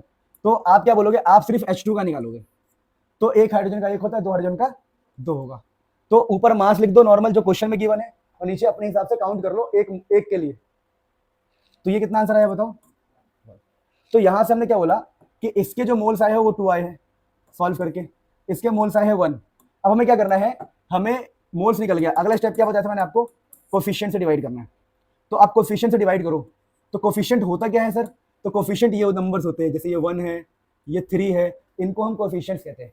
तो आप 2 को किससे डिवाइड करोगे, 1 से, और 3 को किससे, इस वाले 1 को किससे डिवाइड करोगे, 3 से। अब मुझे बताओ, ये हमने निकाल लिया moles bye coefficient, second step हमने मोल्स बाय कोफिशिएंट कर दिया। अब ये वाला स्टेप जो है ना आपको अपने नोटबुक में शो नहीं करना होता, क्योंकि ये मेरा एक ट्रिक है, ठीक है, नोटबुक में शो नहीं करना होता, मन में ही करना होता है ये। अब यहां से हमें क्या पता लग जाएगा, वेट करो, हमें पता लग गया कि कम कौन है बताओ, 2/1 या 1/3, 1/3 इज लेसर नंबर, यानी ये हमारा लिमिटिंग रिएजेंट है, ये मतलब हाइड्रोजन, तो हम कहेंगे देयरफॉर सीधा H2 is limiting reagent, H2 limiting reagent है। अब स्टेटमेंट क्या देंगे, because 2 gram H2 is not enough for reacting 64 gram N2. तो 2 gram H2 is not enough to react with 64 gram N2. समझ में आया? तो अभी और बेहतर सिखा दूंगा, पर अभी बताओ क्या आप ये पहचान पा रहे हैं कौन सा लिमिटिंग रिएजेंट होता है, कौन जल्दी क्वेश्चन में खत्म हो जाएगा? समझ में आया? तो ये बस स्टेप लिख लो, फिर हम रियल क्वेश्चन जाएंगे, हम एनसीईआरटी का रियल क्वेश्चन पढ़ेंगे, ठीक है? अच्छा, यहां मैंने ध्यान नहीं दिया, मैंने 2 से काट दिया गलती से, 20, ये 2 पॉइंट समथिंग आएगा, कितना आएगा? 2 पॉइंट कितना आएगा बताओ? मैंने अप्रोक्सीमेट ले लिया है, ये आपका कट रहा है 64, तो 28 2 जा कितना होगा 56, 10 में से 14 में से 6 गए 8, तो 0.0, तो 28 3 4 के आसपास आएगा, नहीं 3 के आसपास, 5 आ रहा है, क्या बात कर रहे हो?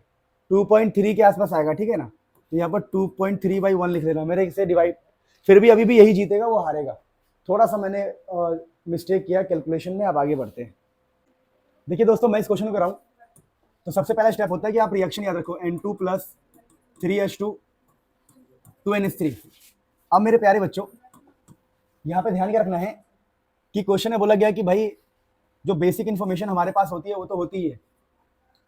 हमें बोला गया कि हमने 50 kg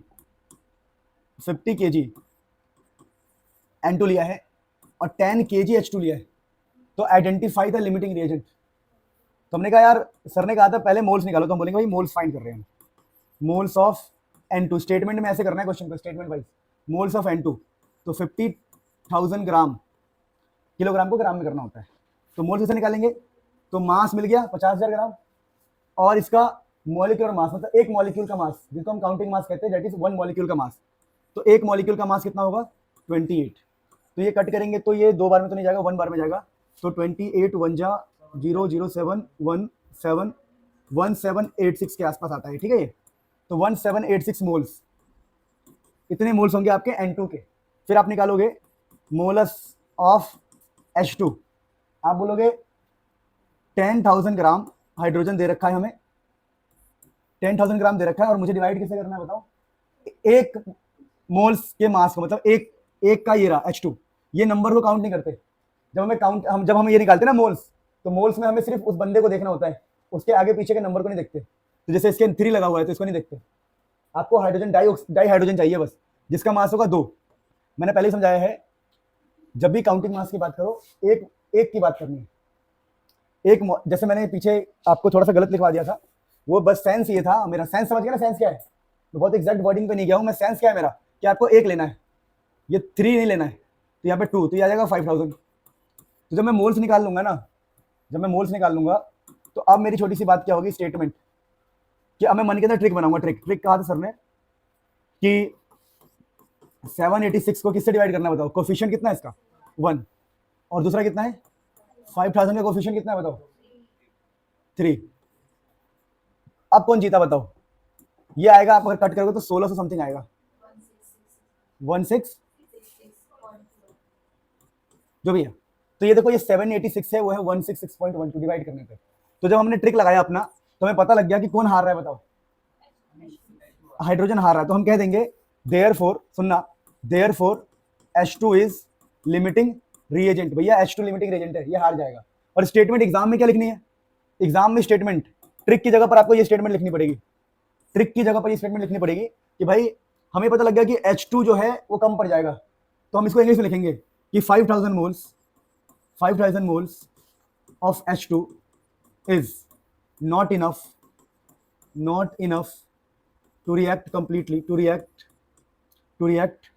786 मोल्स ऑफ N2, मतलब कि ये 5 जार कम पड़ जाएंगे एज कंपेयर टू 786।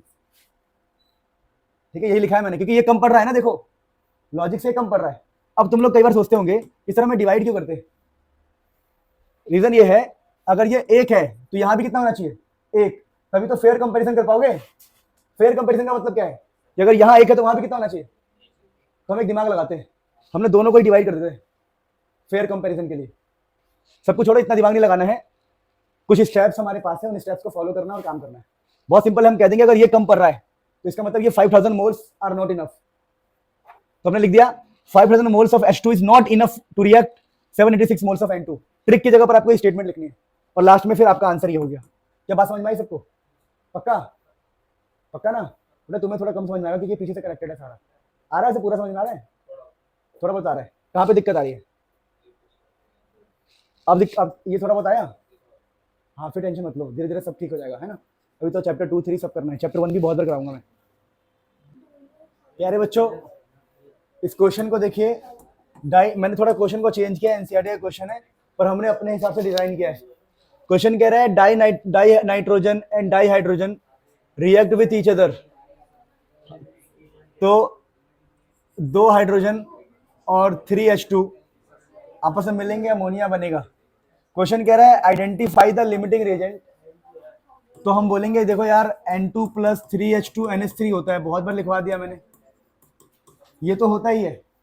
अब यहां पर वो कह रहा है कि हमने जो है ना डाई नाइट्रोजन इतना लिया है 2000 ग्राम, क्योंकि ये 2000 ग्राम ही तो है, 2.0 × 10⁻³ 2000 ग्राम, और हाइड्रोजन लिया है इन लोगों ने 1000 ग्राम। आप कह रहे हैं भाई लिमिटिंग रिएजेंट आइडेंटिफाई करो, तो बहुत सिंपल मैंने आपको बताया कि भाई आप लिखो मोल्स। मोल्स क्या है बताओ? 2000 बाई कितना है ये, इसका 1 मोल का मास, 1 मोल का मास कितना होगा? 28।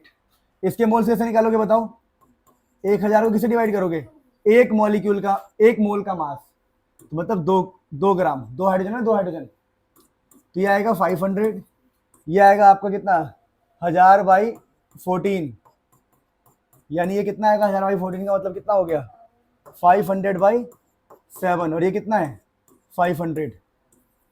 अब हमारे पास ये पता लग गया, इसको चाहो तो सॉल्व भी कर सकते हो, 7 से कट करोगे तो पता कितना आएगा, 500 को 7 से डिवाइड करेंगे तो कितना आएगा,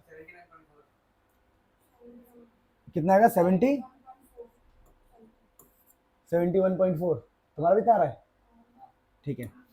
फिर अगली बार ये स्टेप मोल्स हो गया, मतलब इसके इतने मोल्स है, इसके इतने मोल्स है। अगली बार क्या करेंगे हम? Moles by coefficient, moles by coefficient करेंगे हम। तो ट्रिक हमारा ट्रिक स्टार्ट होगा ट्रिक, और ट्रिक हमारा कहेगा कि 71.4 को कोफिशिएंट से डिवाइड करो 1 से, और यहाँ पर 500 को किससे डिवाइड करोगे 3 से, कोफिशिएंट इसे कहते हैं। तो इसे कट करने में कितना आंसर आएगा बताओ? कट करोगे तो ये आएगा 166 पॉइंट समथिंग आएगा। तो बताओ कौन जीता इस बार, 71 जीता या 166?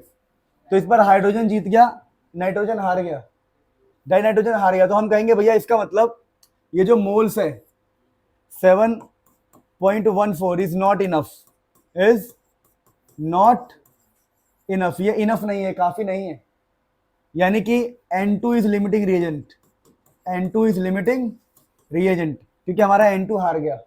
स्टेटमेंट कैसे लिखना है ये हम सीखेंगे, बस मैंने सिखवा दिया आपको कि 71.4 moles of N2 is not enough for 500 moles of H2।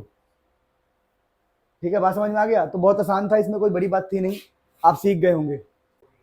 देखो मैं कराता हूं क्वेश्चन को, तो आप ऐसे लिखोगे मोल्स ऑफ A, तो 300/6.023 10⁻23। फिर आप निकालोगे मोल्स ऑफ B, यहीं पे बगल में लिखना ना, बगल में आप लिखना मोल्स ऑफ B। कैसे निकालोगे बताओ? 200/6.023 10⁻23। अब कोफिशिएंट कितना है? इसका है 1 कोफिशिएंट, तो यहाँ पर 1 से डिवाइड कर देंगे, इसका भी है 1, तो यहाँ भी 1 से डिवाइड कर देंगे। तो आप लोग ना ऐसे कोफिशिएंट से डिवाइड कर दोगे। आप ठीक से देखो, तो ऊपर 300 है, नीचे इतना है, यहाँ 200 है, यहाँ पर नीचे इतना है, तो नीचे तो दोनों में ही सेम है ना, तो नीचे वाले पे आंसर डिपेंड नहीं करेगा, दोनों में ही सेम है बाई चांस, तो हम इसको देखेंगे ही नहीं। मेरी बात ही समझे? दोनों का नंबर नीचे सेम है, तो रहे ना रहे, मतलब आंसर बुक में तो रहेगा पर मन में नहीं है। अभी ये दोनों सेम है बाई चांस, तो ये मन में नहीं है, तो जीता कौन? फिर ये जीत गया और ये हार गया, तो ये हार गया, तो B इज लिमिटिंग रिएजेंट। नहीं समझ में आया? अरे भाई नीचे का नंबर दोनों में ही सेम है बाई चांस, तो उसको क्यों देखोगे आप? अब आगे के सारे क्वेश्चन आप करके दिखाओ मुझे, आगे क्वेश्चन आप करके दिखाओ। देखो मैं सिखा रहा हूं, क्या लिखा है यहाँ पे, ध्यान दो। अब इस करते हैं सेकंड क्वेश्चन। तो 2 mole of A 3 mole of B, directly हमें मोल दे रखा है, तो हम बोलेंगे यार मोल दे रखा है, तो अगर डायरेक्टली मोल दे रखा है तो दिक्कत क्या है? अब मोल निकालने की जरूरत नहीं है, फर्स्ट स्टेप खराब, 2 स्टेप था, मोल्स फिर मोल्स बाई कोफिशिएंट। इस क्वेश्चन में मोल डायरेक्टली दे रखा है, तो खाली कोफिशिएंट से डिवाइड करो 1 और 1 से। तो कौन जीत गया? 3 जीत गया, तो ये हो गया लिमिटिंग रिएजेंट। तो यहाँ डायरेक्टली मोल दे रखा है तो मोल निकालने की जरूरत नहीं है। अगले क्वेश्चन में एटम्स दे रखा है, एटम और मॉलिक्यूल। तो यहाँ पर अगर मोल्स निकालोगे तो यहाँ पर कितना लिखना पड़ेगा? 100। यहाँ कितना लिखना पड़ेगा? 100। और फिर ये और कोफिशिएंट सब कुछ सेम ही है, तो यहाँ पर भाई नो लिमिटिंग रिएजेंट, यहाँ सब कुछ सेम आ रहा है, तो कोई लिमिटिंग रिएजेंट नहीं है इस वाले में। इस वाले में देखो मोल दे रखा है, डायरेक्टली मोल दे रखा है 5 मोल 2.5 मोल, डायरेक्टली मोल दे रखा है, तो क्या करेंगे बताओ? कोफिशिएंट से डिवाइड 1 और 2.5 बाई 1। कोफिशिएंट तो 1 ही है यहाँ पे, तो कौन जीता? ए जीत गया, बी हार गया, तो ये हो गया लिमिटिंग रिएजेंट। यहाँ भी मोल दे रखा है, कोफिशिएंट से डिवाइड करो, कौन जीता? बी जीत गया, तो ए है लिमिटिंग रिएजेंट। तो लिमिटिंग रिएजेंट फाइंड करना तो आपके लिए चुटकियों का खेल हो गया। क्या बात समझ में आती है? अब नोट कर लो, फिर आगे बढ़ते हैं। हेलो प्यारे बच्चों, आपके लिए बहुत मेहनत की है। दिन भर क्लास होती है, सुबह क्लास होती है, तो रात को एडिटिंग करते हैं। आप मुझे मेरी मेहनत का फल दो। आपको बस एक कमेंट करना है कि आगे आपको कौन सा वीडियो चाहिए और वीडियो कैसी लगी। दूसरा, आपको लाइक करके मोटिवेट करना है मुझे, भाई अच्छा लगता है कि बच्चों को पसंद आ रहा है। और तीसरा, प्लीज़ सब्सक्राइब करना। आप मेरी मेहनत का फल दो सब्सक्राइब करके, भगवान आपकी मेहनत का फल देंगे आपको, अच्छे मार्क्स दिला के, अच्छा करियर दिला के, अच्छा फ्यूचर दिला के। तो आज आप मेरी मेहनत को सपोर्ट कीजिए, भगवान आपकी मेहनत को सपोर्ट करेंगी, दुनिया आपकी मेहनत को सपोर्ट करेगा। तो आप मेरी मेहनत की इज्जत कीजिए, प्लीज़ सब्सक्राइब कीजिए, फ्री है, फ्री क्वालिटी एजुकेशन देने का ट्राई कर रहा हूँ। अगर आप सपोर्ट नहीं करेंगे तो कौन करेगा? प्लीज़। सो मेरे प्यारे बच्चों, तो हमने पिछली बार थोड़ा बहुत पढ़ा था स्टोइचियोमेट्री, लिमिटिंग रिएजेंट। अभी तक हमने और भी हमें क्वेश्चंस करने हैं एनसीईआरटी के अच्छे, पर अभी एक नया टॉपिक स्टार्ट कर रहा हूँ मैं, ठीक है, ताकि चैप्टर हमारा थोड़ा आगे बढ़े। क्वेश्चंस हम करते रहेंगे, पर चैप्टर को आगे बढ़ाना भी हमारा फर्ज है। तो चैप्टर हमारा, अभी हम पढ़ेंगे छोटी छोटी बातें, जैसे हम पढ़ेंगे सॉल्यूट के बारे में, ठीक है, फिर हम पढ़ेंगे सॉल्वेंट के बारे में, फिर हम पढ़ेंगे सॉल्यूशन के बारे में, जो तुम बचपन से जानते हो। अब तुम सोचोगे सर ये सॉल्यूट क्या होता है? तो देखो भैया, 2 बातें समझना। आपको बड़ा सिंपल एग्जांपल दे रहा हूं। मान लीजिए कि आपके पास एक गिलास है, उस गिलास में है पानी। तो आपका पानी है ना, वाटर H2O, ये तो यूनिवर्सल सॉल्वेंट होता है, इसको बोलते हैं हम सॉल्वेंट। समझा रहा हूं, ये सॉल्वेंट है। मान लो दूध का दूध, उसको भी हम सॉल्वेंट कहते हैं। तो ये हमारा सॉल्वेंट है, और इसमें हमने डाला चीनी, पानी में हमने चीनी डाल दी चीनी, तो चीनी हमारा होता है सॉल्यूट। तो भैया सॉल्यूट क्या होता है? जिसको डाले, सॉल्वेंट जिसमें, जिसको डाले सॉल्यूट, और जिसमें डाले वो सॉल्वेंट। यानी इसको फील लो, फील। आमतौर पर किताबों में कहते हैं जो लेस अमाउंट में हो, जो लेस अमाउंट हो उसको हम सॉल्यूट कह देंगे, पर ऐसा कोई फिक्स बात नहीं है। कह देते हैं कि जो कम होता है वो सॉल्यूट, जो ज्यादा होगा वो सॉल्वेंट, क्योंकि ज्यादा चीजों में ही कम को हम डिसॉल्व कराते हैं ना। तो और जो मोर अमाउंट में हो, ऐसा कह देते हैं, ऐसी कोई फिक्स बात नहीं है, ठीक है ना। मोर अमाउंट में हो तो सॉल्वेंट, और पानी हमेशा ही सॉल्वेंट होगा। सॉल्वेंट का मतलब वो है जिसमें चीजों को हम डाल के डिसॉल्व कराएं। अब क्या कहानी है? अब कहानी बहुत सिंपल है कि सॉल्यूट है, सॉल्वेंट है। अब क्या है, इन दोनों को मिलाने से जो बनेगा, जो होमोजीनियस मिक्सचर बनेगा, होमोजीनियस जो मिक्सचर बनेगा उसको हम सॉल्यूशन कहेंगे। जब आप सॉल्यूट और सॉल्वेंट को मिलाएंगे और एक होमोजीनियस मिक्सचर बनेगा। कई लोग बोलेंगे सर मिक्सचर तो समझ में आता है, पर ये होमोजीनियस समझ नहीं आता। देखो होमो वर्ड बहुत पॉपुलर है, होमो मतलब एक जैसा। जैसे आपने कहा भाई मैंने पानी लिया, उसमें चीनी डाल दिया, पानी लिया चीनी डाल दिया, अब कुछ देर बाद तो चीनी दिखाई देगा आपको? नहीं, सेम सेम। पानी लिया, नमक डाल दिया।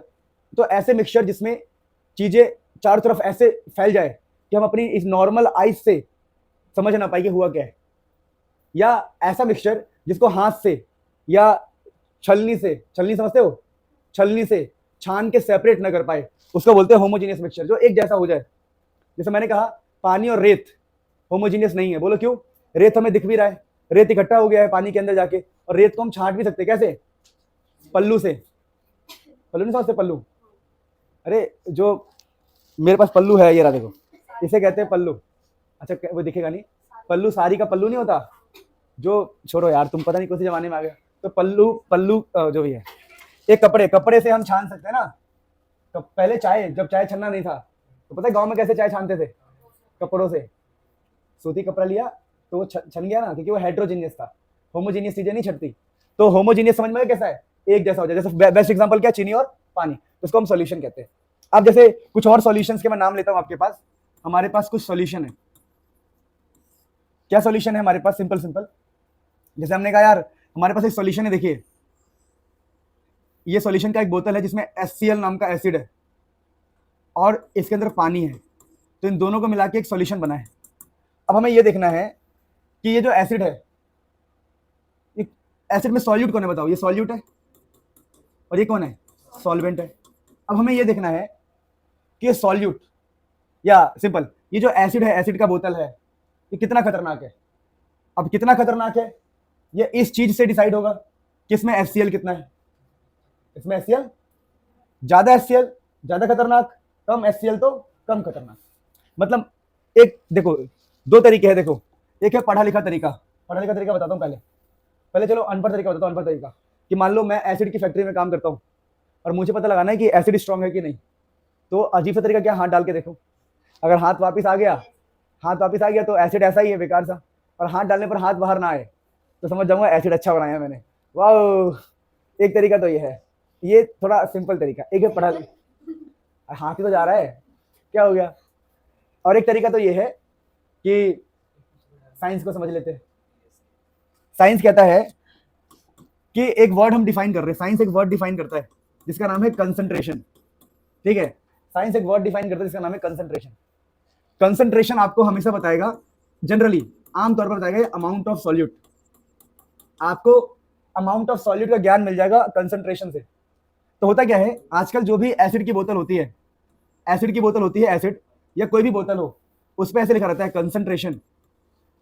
और जैसे मान लो ये कोई एसिड की बोतल है, उस पर कंसंट्रेशन लिखा है 40, और कोई दूसरी एसिड की बोतल है उस पर कंसंट्रेशन लिखा है 120। तो आपको जो कंसंट्रेशन है वो क्या बताएगा, बताओ? Amount of solute. तो अब बताओ मुझे कहां पर सॉल्यूट ज्यादा है? भाई कंसंट्रेशन 120 है, तो यहाँ पर एसिड बहुत खतरनाक है। मतलब अगर इसमें हाथ डालेंगे तो हाथ आने का चांस कम है, इसमें क्या पता हम बच जाए। तो जिसके अंदर एसिड ज्यादा होता है ना, प्यार से उसको हम एक और नाम देते हैं, कंसंट्रेटेड। हम कहते हैं भाई तू तो कंसंट्रेटेड है, तेरे में बहुत अमाउंट है, किसका? सॉल्यूट का, एसिड का। और जिसके अब भाई इसके अंदर देखो कंसंट्रेशन कम है, मतलब दूसरा बंदा कौन है? पानी है ना, पानी मतलब पानी ज्यादा है। पानी क्या है? क्योंकि एसिड कम है तो पानी ज्यादा होगा, इसको बोलते हैं हम डाइल्यूटेड एसिड। तो आप लोग जब लैब में जाओगे ना, तो मैम आपको डाइल्यूटेड से इससे बोलेगी इससे दूर रहो बेटा। देख सुना आप लोगों ने? ये कहती लैब से ही दूर रहो, छोड़ो, कंसंट्रेटेड वाले से दूर रहना चाहिए। ठीक है, एक बार आपको मैंने बताया था क्या, दिल्ली का कोई स्कूल। अब हमारा मुद्दा ये है कि सर कंसंट्रेशन का मतलब आपने बता दिया, अमाउंट ऑफ सॉल्यूट। अगर ज्यादा कंसंट्रेशन है तो बोल देंगे कंसंट्रेटेड, और कम है कंसंट्रेशन मतलब डाइल्यूटेड। अब हमें ये सीखना है कि भाई सॉल्यूशन का कंसंट्रेशन निकालते कैसे, तो हमें सीखना है कंसंट्रेशन टर्म्स। कंसंट्रेशन को लेके हमें टर्म सीखना है। तो पहला ना बड़ा सिंपल होता है जो हमारे सिलेबस में है, मास परसेंटेज। फुल फॉर्म में इसको बोलते हैं मास परसेंटेज, आप यही लिखोगे। ठीक है, तो ये बेसिकली होता क्या है, जैसे मैंने कहा देखो यार एक सॉल्यूशन बना रहा हूं, उसमें मैं ले रहा हूं मैं 2 ग्राम चीनी और 198 ग्राम पानी। मैंने इतने ग्राम पानी लिया, इतने ग्राम चीनी लिया। अब मुझे निकालना है मास परसेंटेज, ऑफ, मान लो सॉल्यूट का निकालना है। सॉल्यूट के लिए निकाल तो किसी का भी सकते हैं, तो बड़ा आसान तरीका होता है, आपको मास ऊपर लिखना है, जिसका भी निकालना है, सॉल्यूट का निकालना है तो आप 2 ऊपर लिख दो, टोटल नीचे लिख दो 2 + 198, अभी समझा रहा हूं, और इनटू में कर दो आप 100 परसेंटेज निकालने के लिए।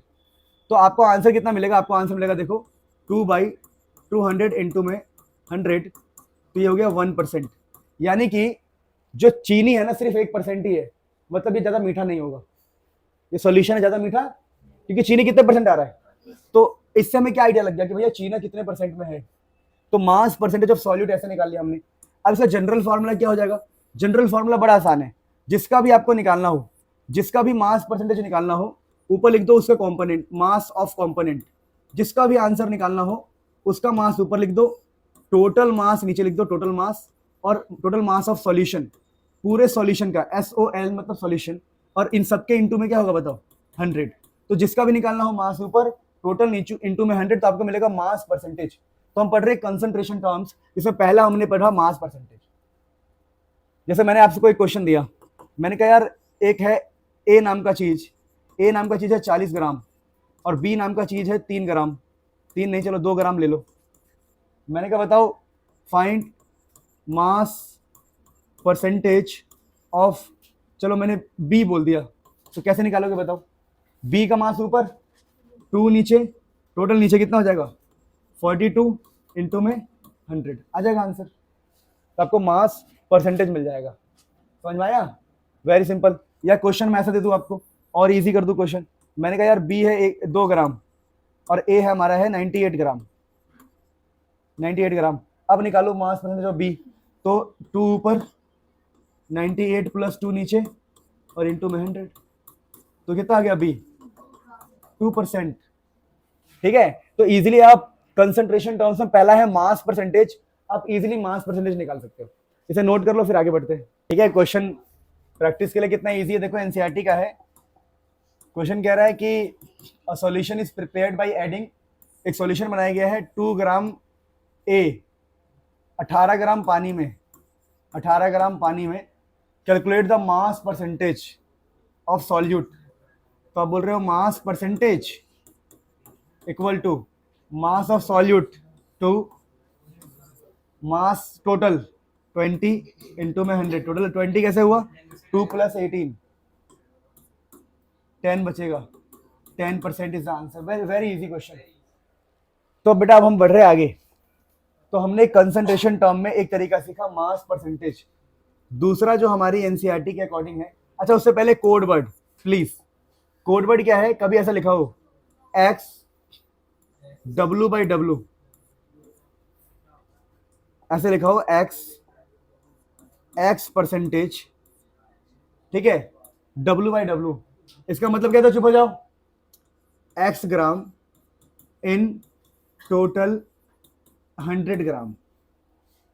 एग्जाम्पल के तौर पे कोड वर्ड है ये, एग्जाम्पल के तौर पे लिखा होगा 2% NaCl W/W, इसका मतलब होगा कि 2 ग्राम NaCl है, W का मतलब होता है वेट या मास बाय मास, तो 2 ग्राम NaCl है in total 100 gram of solution, यानी एक ऐसा सॉल्यूशन है जो 100 ग्राम का है, उसमें 2% NaCl है, 2% मतलब 2 ग्राम। समझ में आया, अगर यहाँ 10 तो 10 तो क्या बोलते हैं हम, 10 ग्राम। तो समझ गया ना मेरी बात को, तो ये कोड वर्ड्स होते हैं।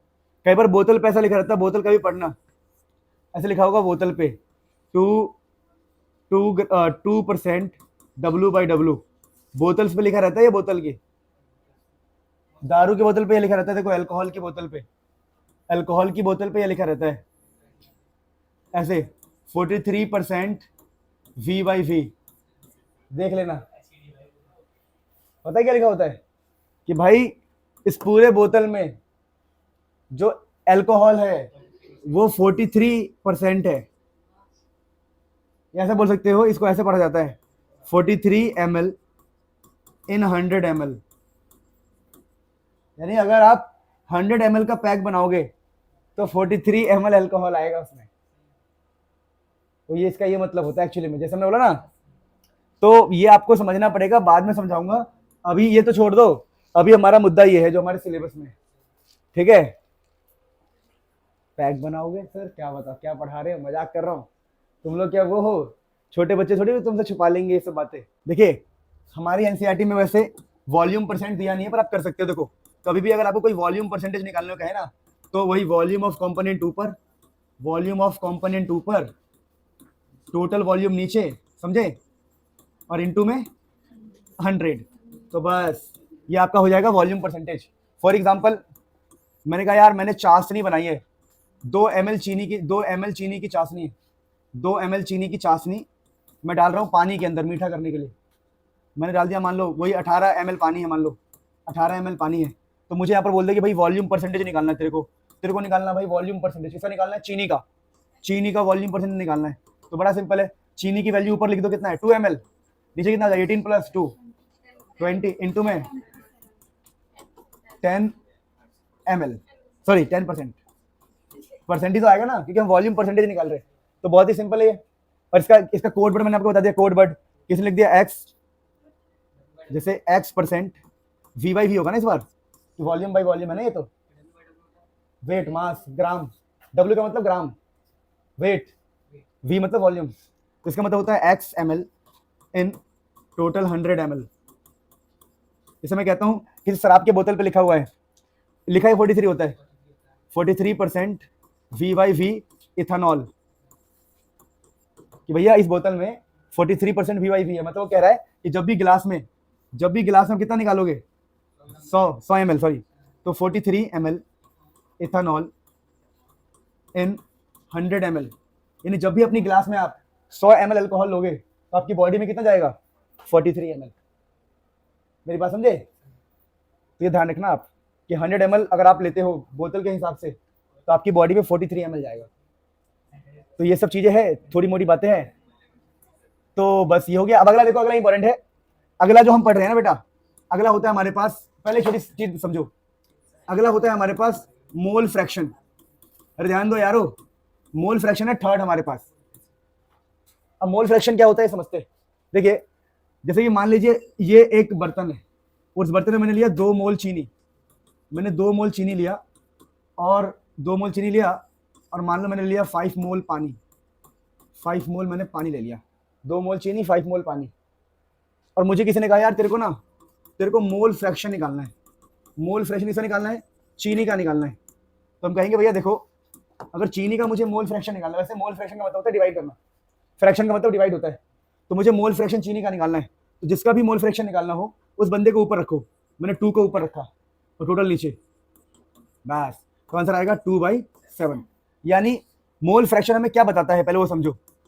मोल फ्रैक्शन हमें बता क्या रहा है? तो हमें मोल फ्रैक्शन ये बताता है कि पूरा अगर 7 मोल है, पूरा सॉल्यूशन अगर 7 का है, पूरा सॉल्यूशन अगर 7 का है तो उसमें चीनी कितना है? सिर्फ 2। तो मैं आइडिया लग रहा है कि चीनी का अमाउंट कितना है। अगर ज्यादा मोल फ्रैक्शन होगा, जैसे मैंने कह दिया, मान लो ऐसा आंसर आता, चलो आंसर तो अभी यही आया, इसी को छोड़ते हैं। तो बेसिकली मोल फ्रैक्शन क्या है? कितने मोल्स उस चीज का है टोटल में, वही मोल फ्रैक्शन होता है।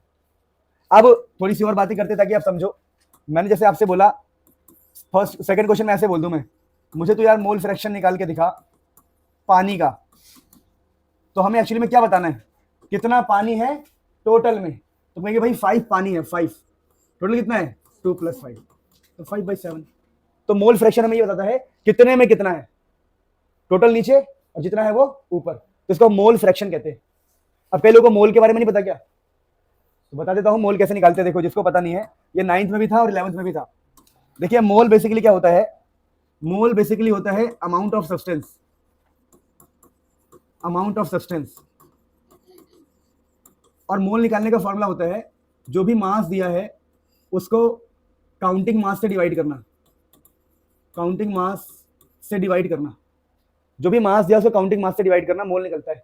जैसे मैं आपको क्वेश्चन के थ्रू समझाता हूं।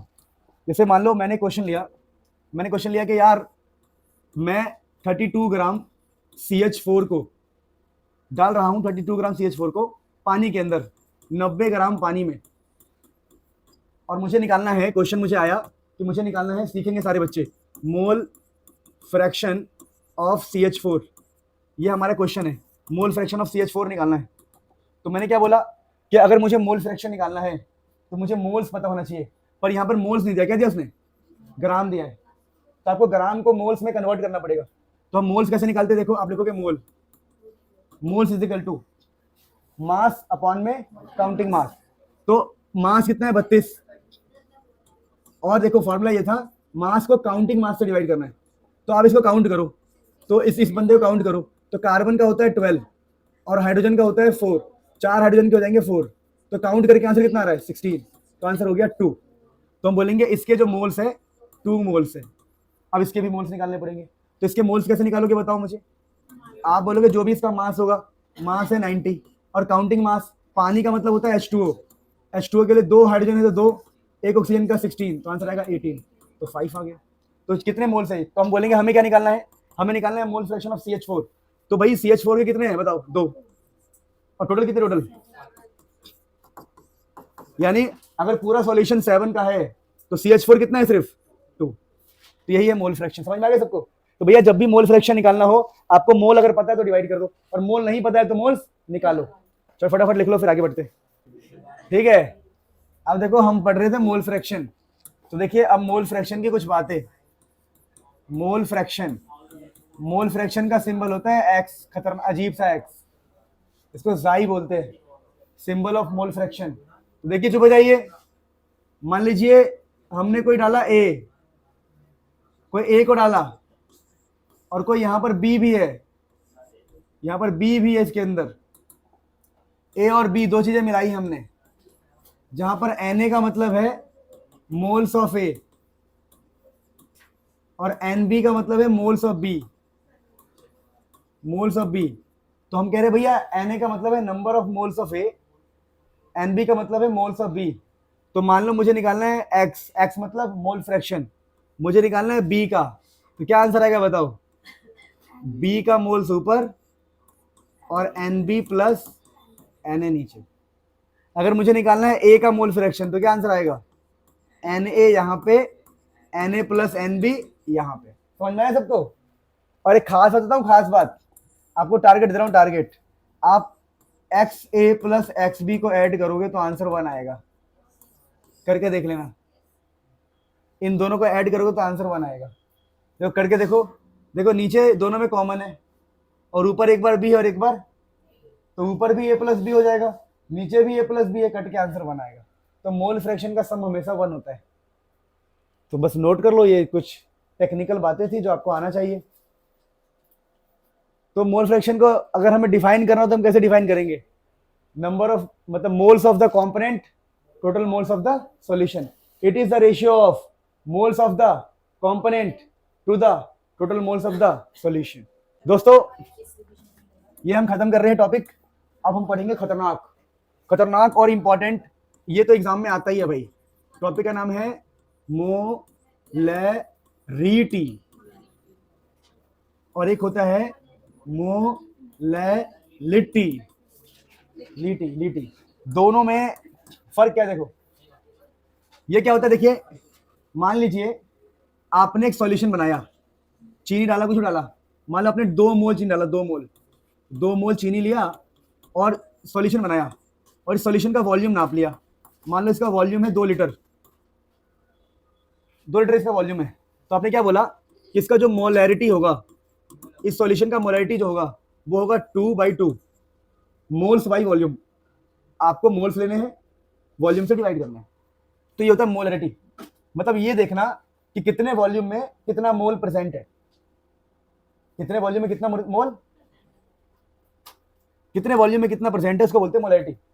मोलैलिटी क्या होता है, मान लीजिए आपने सेम सॉल्यूशन बनाया, 2 मोल आपने चीनी लिया, सॉल्यूट आपका, और जब आपने सॉल्यूशन बनाया तो आपने देखा यार जो भी हमने सॉल्वेंट लिया है, सॉल्वेंट का इधर मास दिखाता है, इधर वॉल्यूम देखते हैं सॉल्यूशन का, यहाँ मास देखते हैं, मास। हमने कहा यार 2 किलो है या 4 किलो है, मान लो 4 किलो, हमारा 4 किलो सॉल्वेंट है। तो उन्होंने कहा यार जो मोलैलिटी होता है, मोलैलिटी आपको ये बताएगा कि कितना मोल्स है कितने किलो में, दोनों में यही फर्क है बस।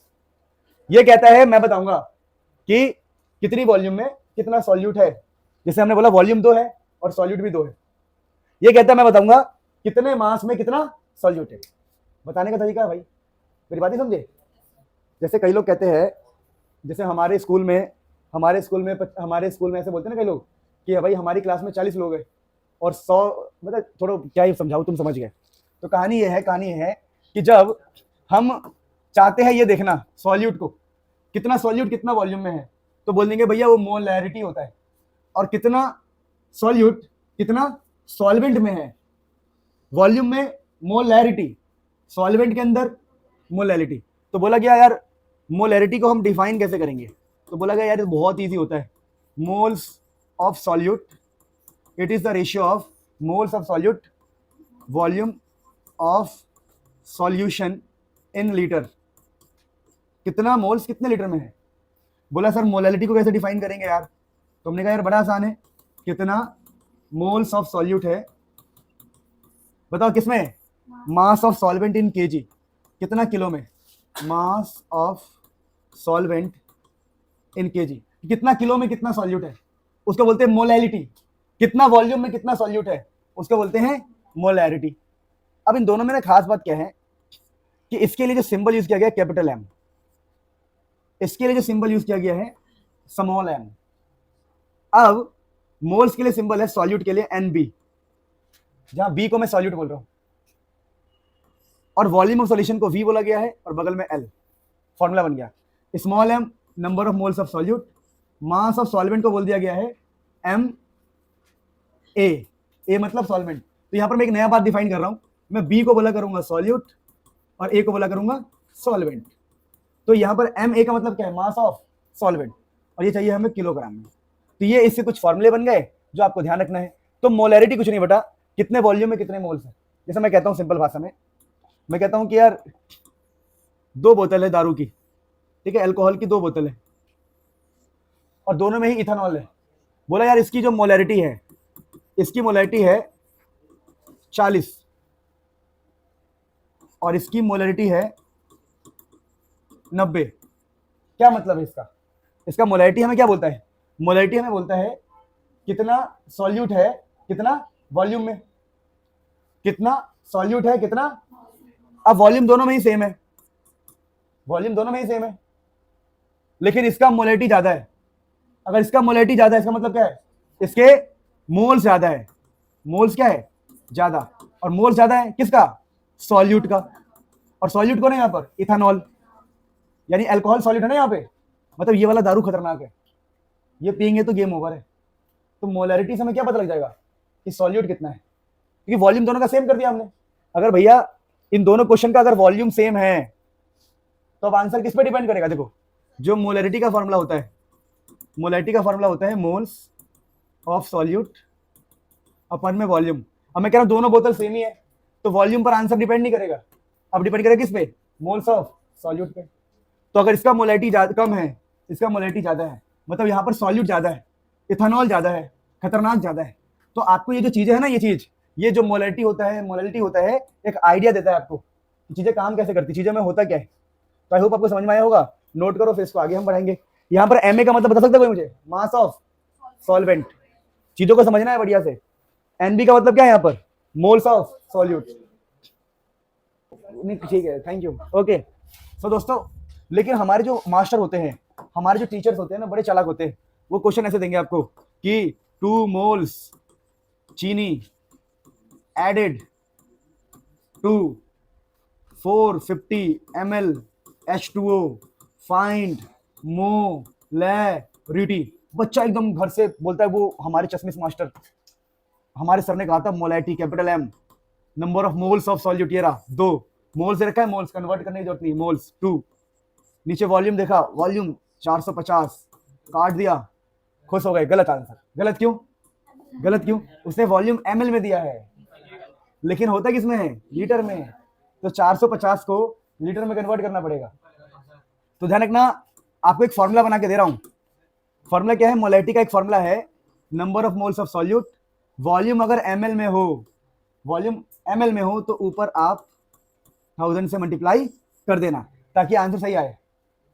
तुम बोले सर डिवाइड करना होता है, अरे डिवाइड ही किया है, ऊपर जाके मल्टीप्लाई हो जाता है। अरे मैं बताऊं कैसे किया मैंने, देखो देखो, जो वॉल्यूम एमएल में होता है, अगर वॉल्यूम एमएल में है तो लीटर में करने के लिए 1000 से डिवाइड करेंगे, लेकिन मैथमेटिक्स का नियम कहता है जो नीचे है वो कहाँ चला जाएगा, ऊपर, तो इसलिए मैंने यहाँ लिख दिया। तो जब भी एमएल में क्वेश्चन हो तो ये फॉर्मूला इस्तेमाल करना है। अगर वॉल्यूम लीटर में दिया तो कोई दिक्कत नहीं है, वॉल्यूम एमएल में दे तो ये फॉर्मूला। तो इसका करेक्ट आंसर क्या आएगा, ऊपर लिखना है मोल्स ऑफ सॉल्यूट, जो कि कितना है बताओ 2, नीचे लिखना है वॉल्यूम, वॉल्यूम कितना है बताओ 450 ml, तो अगर ml में है तो ऊपर 1000। अब आएगा आंसर आपका, ठीक है, 200/45 आ जाएगा आंसर। अब सेम यहां पर भी याद कर लेंगे मोलैलिटी का फॉर्मूला, मोल्स ऑफ सॉल्यूट फिर मास ऑफ सॉल्वेंट, अगर ग्राम में हुआ तो आपको ऊपर 1000 से मल्टीप्लाई करना है, वेरी सिंपल, ठीक है। तो ये कुछ इंपॉर्टेंट पॉइंट्स है जो याद रखना है। टीचर में बड़े चालाक होते हैं, या फिर दो वजह, देखो चीजें घुमा के कब दी जाती है, 2 वजह। एक, टीचर बहुत चालाक हो, सिंसियर हो कि भाई बच्चों को अच्छा बनाना है, बच्चों का दिमाग। दूसरा ये, टीचर की शादी हो रखी है, ठीक है, तब ऐसे क्वेश्चन आपको मिलेंगे। अब क्यों भाई, शादी के बाद क्या होता है, अपने पापा को देख लो, पता लग जाएगा। लुक एट योर मदर, है यही है भाई जीवन, ठीक है। शादी के बाद थोड़ा दिमाग तो खराब रहता ही है, हम भी देखते हैं घर में अपने, कोई नहीं। सो कहानी ये है, हो गया बस कुछ इंपॉर्टेंट पॉइंट। जो आपका मोलैरिटी होता है, टेम्परेचर इंडिपेंडेंट, मोलैरिटी जो है temperature independent, molarity, oh I must say dependent. जो मोलैरिटी है वो टेम्परेचर पे डिपेंड करता है। कैसे?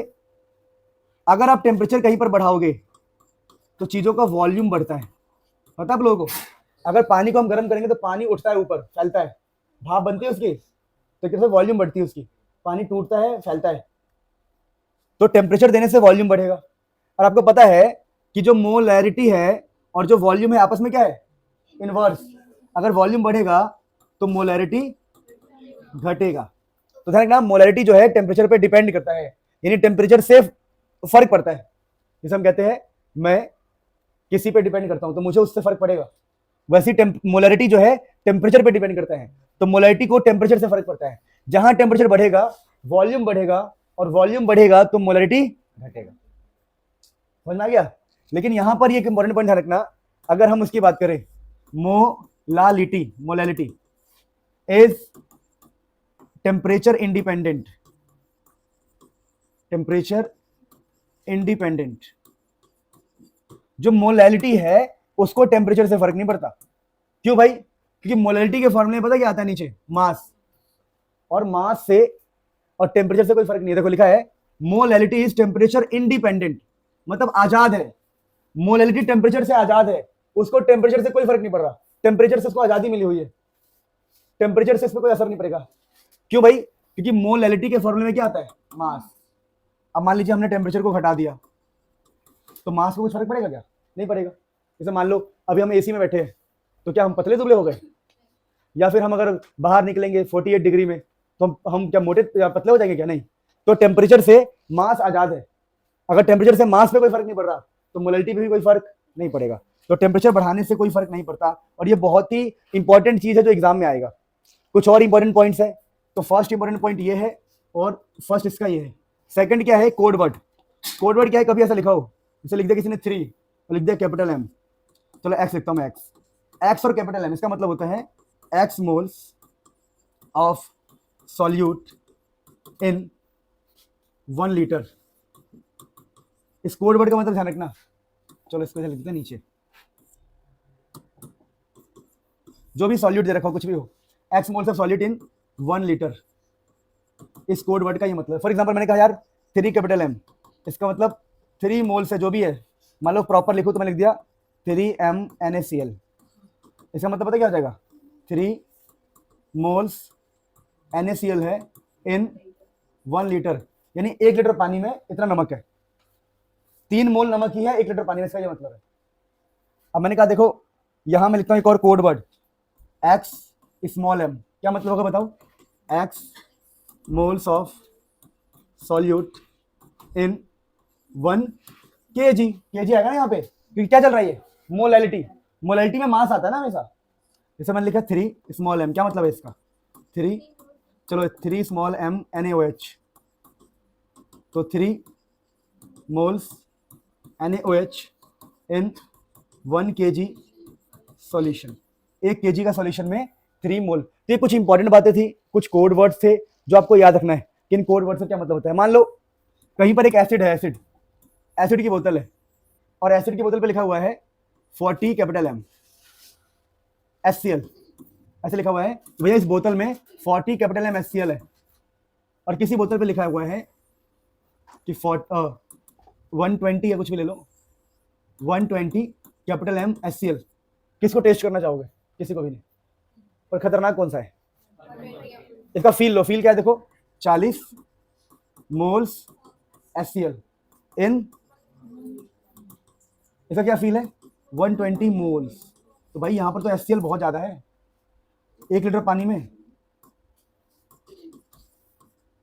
1 लीटर सॉल्यूशन में, समझे? तो यहाँ पर HCl बहुत ज्यादा है, यहाँ पर HCl कम है।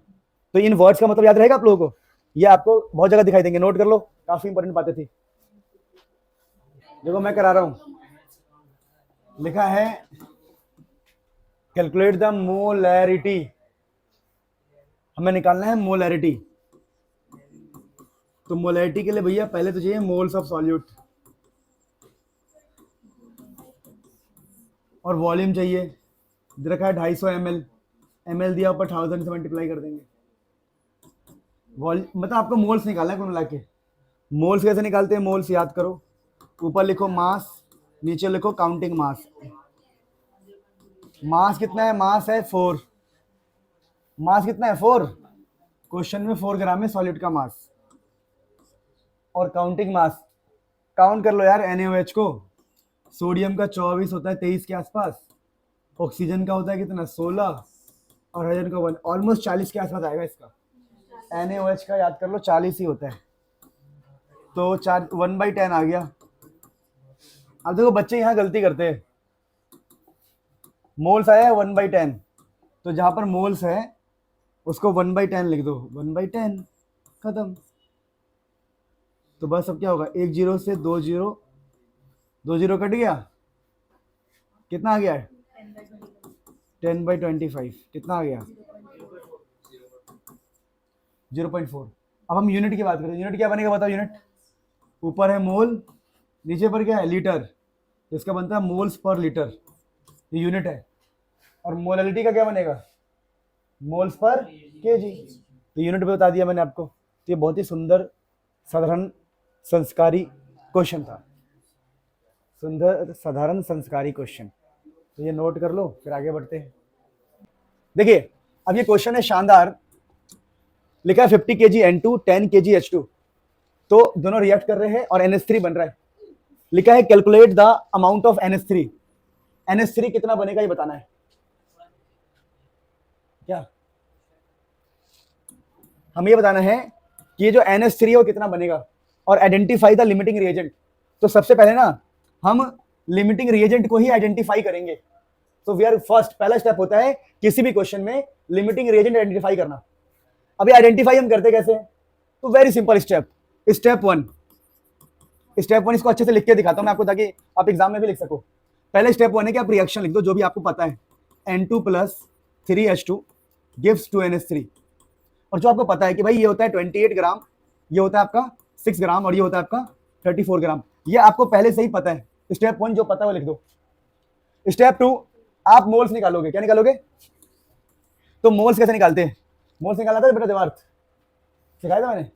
देखिए मोल्स कैसे निकालते हैं। मोल्स अगर पहले आप इन दोनों का पहले निकालोगे, मोल्स ऑफ N2, मोल्स देखो ये वाले जो चीजें हैं इसको आप भूल जाओ, ये आपने खुद से लिखा है, ये आपने खुद से लिखा है, हमें क्वेश्चन को करना है। तो मोल्स निकाल रहे हैं, मोल्स ऑफ निकाल रहे हैं N2, पहले N2 के मोल्स निकालने हैं आपको।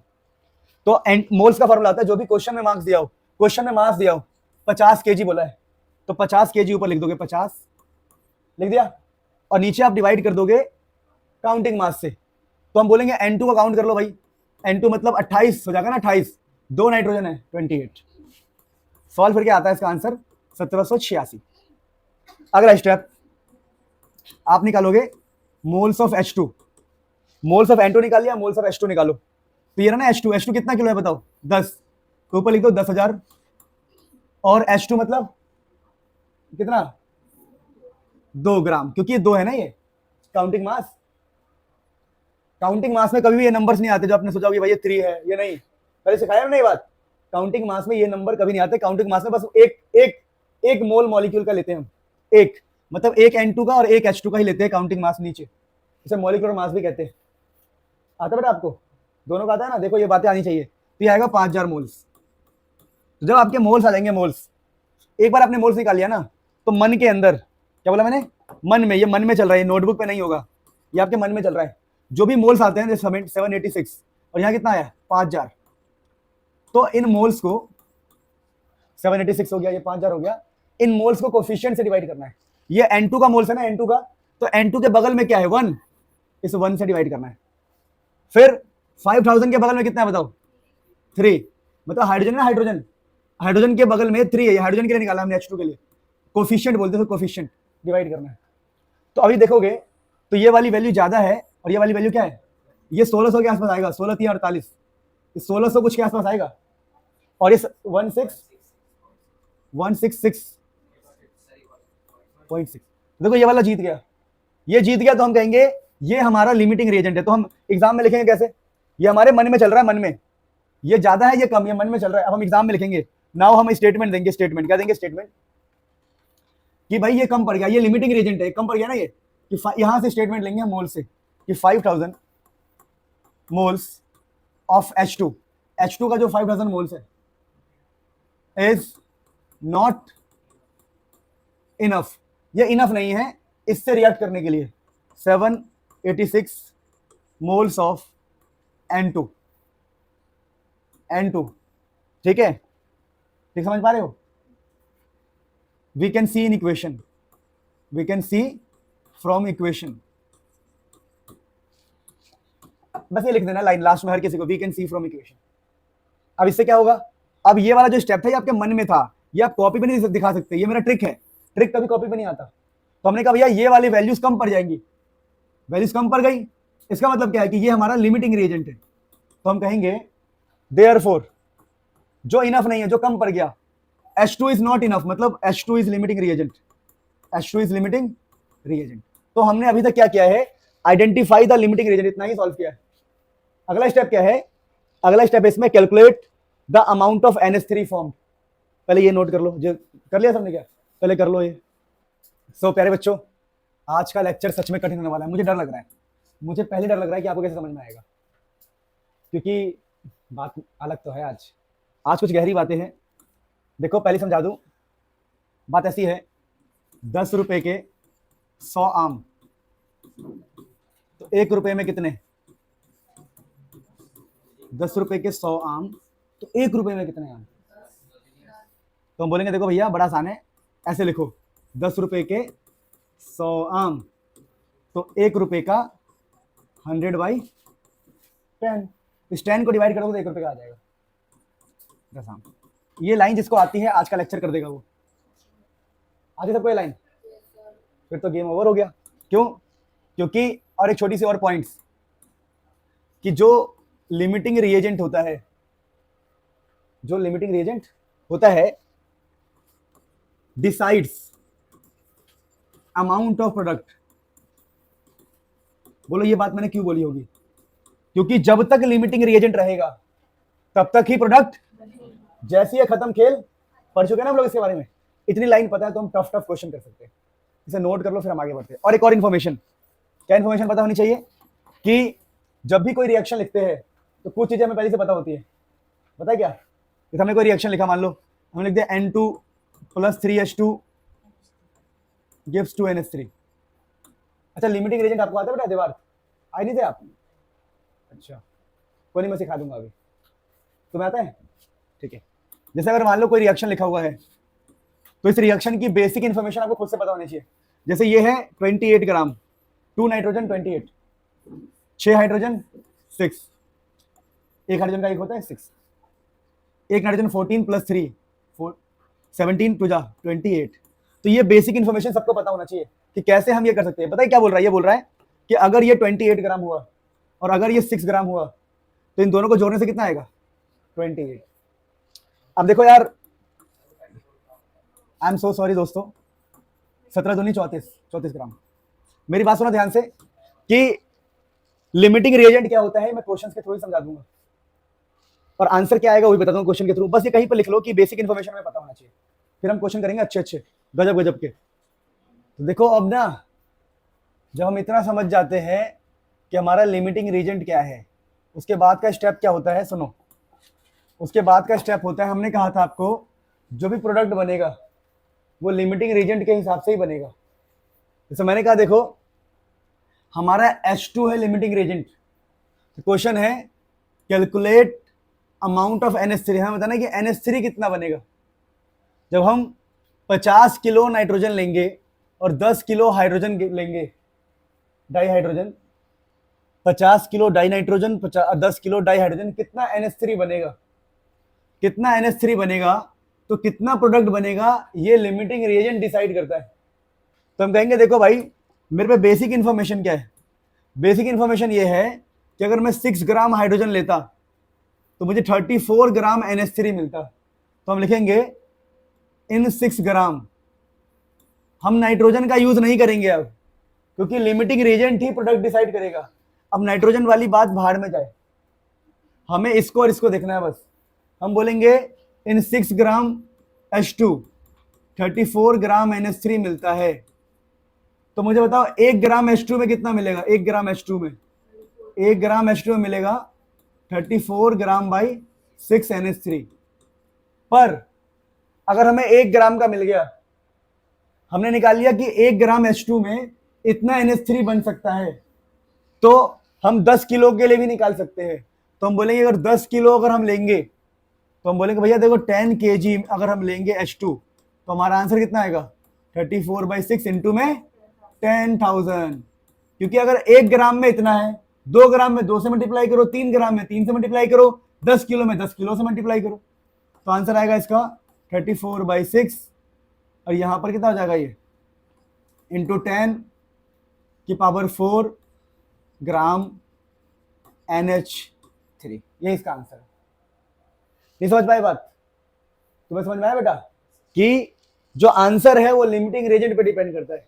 तो हमने बोला लिमिटिंग रिएजेंट हमारा हाइड्रोजन है, तो हम बोलेंगे अगर 6 ग्राम हाइड्रोजन लेते तो 34 बनता, 1 ग्राम हाइड्रोजन लेंगे तो 34/6, और हमें लेना है 10 किलो, तो 10 किलो में इतना अमोनिया बन के तैयार हो जाएगा। तो ये बहुत ही इंटरेस्टिंग क्वेश्चन है, नोट कर लो। और सिग्निफिकेंट फिगर, राउंड ऑफ और बाकी जो छोटी छोटी चीज़ें हैं इसकी वीडियो डाल चुका हूँ मुनील सर, है ना, मुनील सर चैनल पे, और उसका जो भी चैनल होगा उसका मैं डिस्क्रिप्शन में लिंक दे दूँगा। और एक और छोटी सी बात दोस्तों, इस चैप्टर के न्यूमेरिकल्स भी डाल चुका हूँ, इस चैप्टर के न्यूमेरिकल्स के लिंक भी मैं डिस्क्रिप्शन में डाल दूँगा, है ना। तो बिल्कुल उस न्यूमेरिकल वाली वीडियो को देख लो, इसको देख लो, उसके बाद चैप्टर में कुछ भी नहीं बचेगा, सब हो जाएगा।